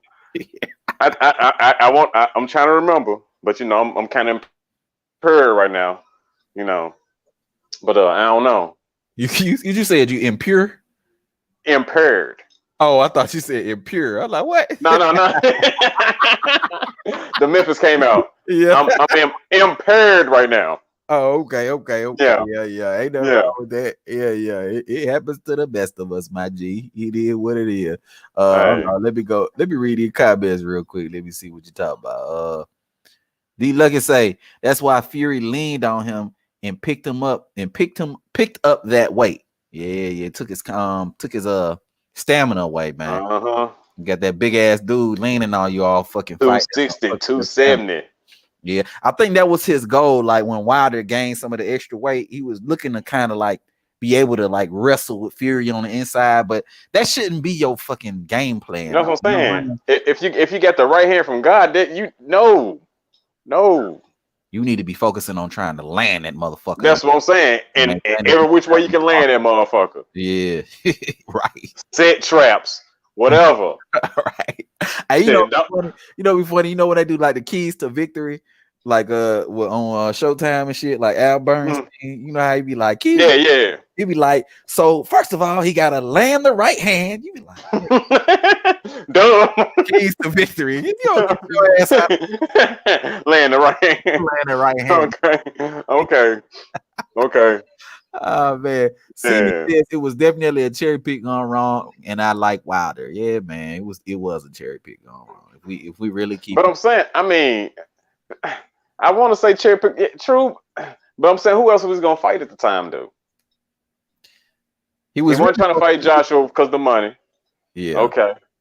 I mean, he just knocked out his mandatory. AJ get out of belts. Dillian White trying to fight him. I mean, Hellenius beats Chisora. So Chisora, he fought Chisora. And Adam Solansky. That was his last fight. Adam Solansky, this dude. Yeah, that was his last fight. But he ain't never been in there with Okay. I know Fury fought some dude. I was like, he fought 2 bums before he fought Deontay Wilder. I guess is what I think. One of them had a name similar to dude name. So D Luckett said, I don't think it was a cherry pick. It kind of was. Saying. Who else was he gonna fight though? He could have really did a easier cherry pick. I mean, it wasn't like a super duper cherry pick. Now, when people say cherry pick, you know what I mean by cherry pick. You could like what Earl Spence said, I'm going to easy route. Yeah. No, it wasn't nothing like that. But if you Wilder and you see that Fury is like down and out, and he's like, you know what I'm saying, he cracked out, you know what I'm saying, he done gained 500 pounds, and that shouldn't be somebody who you trying to fight. You know what I'm saying? True, but even though it ain't a cherry pick per se, you know what I'm saying, like he picked a taxi driver or anything like that, but the dude was definitely out of shape prior to that fight. So, on behalf of Wilder, he shouldn't. It was a cherry pick because of that. Is what I would say. Because his condition, mental condition. Yeah, dude was down and out, man. He was. Yeah. I got you. He was down and out. He was downright bum status, man. You might have drove by on the street and saw Fury on the side of the road in a trash can. You know what I mean? Coked out and shit. Because he had took some steroids when he fought Klitschko and he wanted to get found out. Right, scratching you, asking you for $1. Yeah, but and got sprung on the cocaine. That was an intended side effect. Yeah. Lips ashy as hell. You know what I'm saying? Down and done some Deontay Wilder, snatched him with some money. Bitch, let's make this bread. Right. He said, I can buy 8 ball. You can buy all the 8 balls, ho.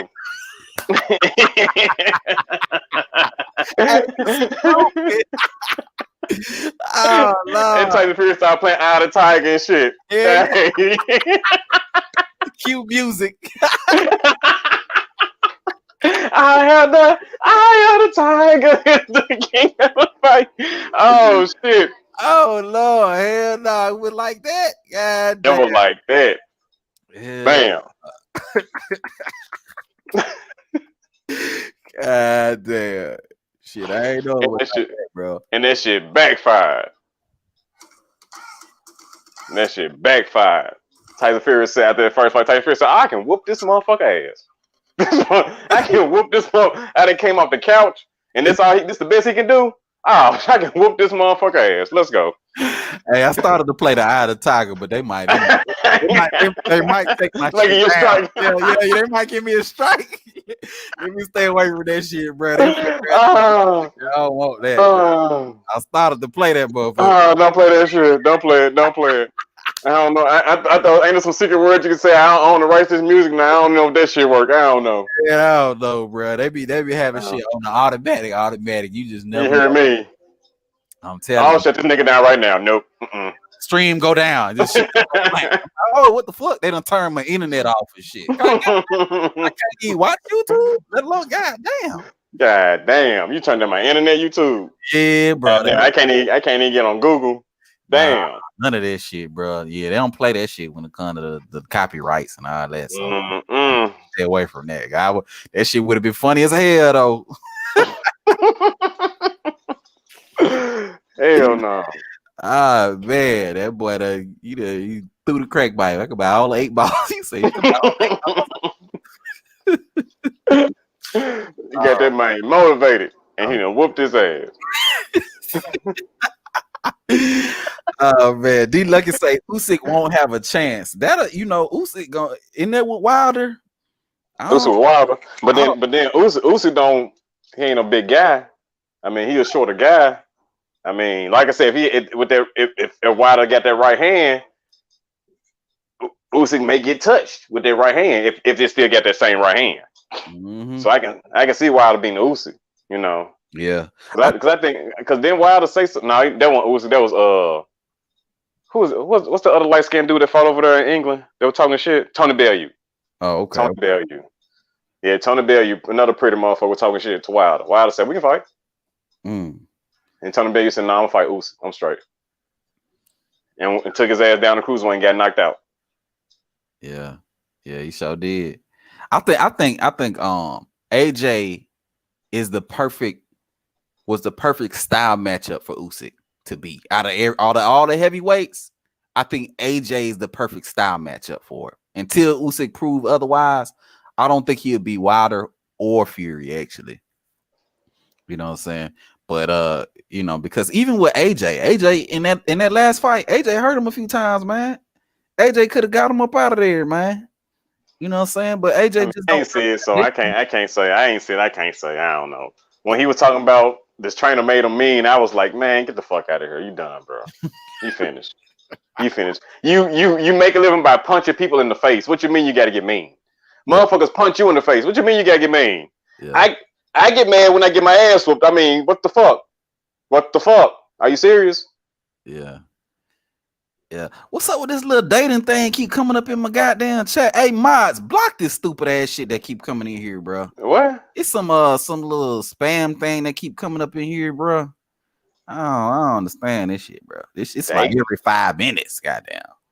Dating. You know what I'm saying? Like when you go on the little websites you shouldn't be on. On Triple H, them OnlyFans shits. Oh, but OnlyFans making money. I guess this shit. They made what? They said them bitches made what? Dudes gave $5 billion or some shit. Oh yeah, $5 billion. That's how much OnlyFans. Some shit. I can't remember the exact number. I know it was in the billions though. Oh shit! I said, what the fuck? Yeah, that's crazy. What? Nick, you doing what? Man, look. If y'all gonna be tricks like that, I mean, y'all can go to any little neighborhood, pay a couple light bills and shit. You know, you gonna come out good. Yeah. I'm just saying, that's what you want to do with your money. Oh shit, my guy D-Ray Promotions in the building. Salute to you, D-Ray. Yes, sir. In the motherfucking building, man. That's my guy right there. You know what I'm saying? And look at some more of these comments in here real quick, man. Let's see here. D Lucky says Wilder has more heart than most fighters today, if not all fighters. He's still the same Wilder, maybe better. Well, we'll see. Hey, hope so. He got hard. I ain't saying he ain't got hard. After that second ass whooping to come back. After that second ass whooping, hey. Yeah, he came right back for the smoke, man. He came right back for the smoke. Yeah, even though you got your ass whooped the third time, hey, you went out like you supposed to go out, hey. Yeah. All the smoke, man. All the smoke. Hey, shit happens. Shit, you win some, you lose some. Shit. Ali got his ass whooped. Tyson got his ass whooped. Everybody got their ass whooped. So hey, it happens. Mm-hmm. And when you're in there with somebody like Wilder, it ain't never no guarantees. What? Shit, what? You hoping you don't go to sleep. Exactly. Never no guarantee. You could be winning the whole fight, goddamn, end up getting slept with one punch. That's how that. That's what I'm saying. And that would trip me out. I ain't know who this dude was. I was watching one of his fights, and I used to hear people talk bad about him. AJ fans, man, this dude garbage. He trash. Blah. I was like, right. I'm watching like, okay, maybe he ain't the best boxer in the world. And I saw him hit that right hand. I said, God damn, that's old. That's old. Yeah. That's old shit. I don't damn what you saying. All I know is he touched you one time at any given time. Hey, hey. Man, got the hands though. Shit real spill out here, man. Shit real spill out here. Man, people dream of having some shit like that. Yeah. Okay, well shit, man. All right, well shit, man. I'm finna wrap up this live, you know what I mean? You know. Shit, you know, it's always good chatting with you, AB. You know what I'm saying? Go ahead, give your closing remarks, and we're gonna wrap it on up. You know, hours. Yeah. Sure, appreciate love being on the show. Try to get in here more often. But you know, Memphis shit going crazy. But back to the boxing. I want to see if they turn on Deontay Wilder. Because Deontay Wilder just said what a lot of people been saying. If they want to fight, we gonna get the fight. I might make a suggestion, but he just gonna make a suggestion. He ain't really talking about shit. We gonna get what we want. And this dude said after the fight, it's been April 14th, some shit. April 14th, he got on TV. Everybody heard it. I want your shit. I'm gonna come take his motherfucking belt too. I heard somebody say some shit like that. And it's what? It's about to be motherfucker. It's September right now. It's September. Still waiting. And people asking somebody else have they signed a contract. But you know, keep waiting. It ain't gonna happen. And when y'all look back years after now, they gonna say, you know what, Earl Spence, why didn't you fight him? You were scared. It's gonna be too late then. But once again, it's been a pleasure, my G. I'll catch you on the next one. Of course, man. Till next time, man. Yes, sir. Appreciate you.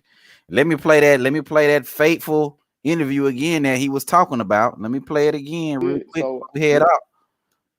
So this is Deontay Wilder's statements in regards to the fighters, and as far as what's, you know, it's the fighters, and when it comes to making fights. This is Deontay Wilder. Anyone. Who I want, we're gonna get. Al don't hold back his fighters on things. He may give his suggestion on this and that. Or Al don't hold back his fighter on things. He gives his suggestions, but he don't hold back his fighters from things. Whatever. But what pretty much who we want, we gonna get. So who we want, we gonna get. And that goes for all the fighters on the PBC. Per Deontay Wilder, cash cow on the PBC. So for anybody to tell me anything differently, I'm gonna need you to you gotta prove to me that Deontay Wilder is lying. You gotta give me some motive, some incentive for why Deontay Wilder would get on here and lie about the things going on the PBC. And then on top of that,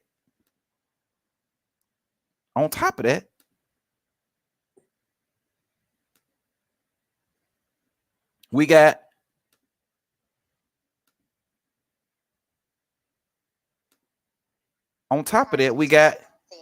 hold on. This pre-workout combination of expedite. You know, many times in the past, and it seems top of that, something.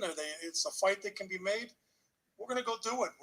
We've worked with Top Rank, you know, many times in the past, and it seems like the relationship's just been getting better and better. And you know, I'm looking forward to tonight. It's been a great event, great promotion, and obviously November 20th, we're going right back into it again. So it's worked very well together. Thank you. Hold up. Time out. Can you reverse what you just said a few minutes ago? It's the what? The fighters that makes the fight, that want the fight, you go get the fight.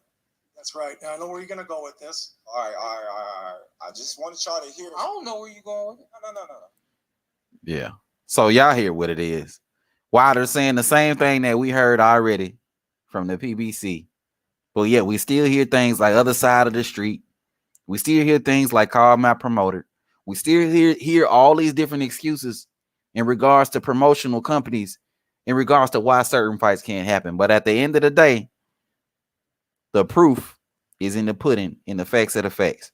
But I'm going to go ahead and I'm going to wrap the video, or wrap the live up right here. If y'all new to the channel, be sure to subscribe. And everybody, be sure to hit that like button. Salute to everybody that was able to pull up on the live today. My guy, AB. You know what I'm saying? Came through. With that being said, Hold on. My guy AB came through, still in here. My guy XL also came through in the building. Salute to you, fam. Let me shout some of you dudes out in the chat. Snooker Fan TV, salute to you, my guy. D-Ray Promotions says appreciate your content, King. Yeah, I appreciate you too, fam. Appreciate you, man. My guy D Leckett, you know what I'm saying? Also in the building. Who else we got? C's in the building, came through. Who else we got that done came through, man? Let me see. I'm trying to shout as many out as I can. B Cherry came through. Salute to you, B Cherry. Yo Daddy came through. Modern King Boxing came through. Soul Rebel Boxing came through. Salute to you guys for coming on through. Who else we got? Nitty Bone 313 French was also in the building, man. Just salute to everybody, man, who was able to come through, man, and show your boy some love. Again, once again, if you're new to the channel, be sure to subscribe. And everybody, and I do mean everybody, be sure to hit the damn like button on your way out and your way in if you're just tuning in, man. You know what I'm saying? But until next time, man, I'm going to holler at all y'all. Peace.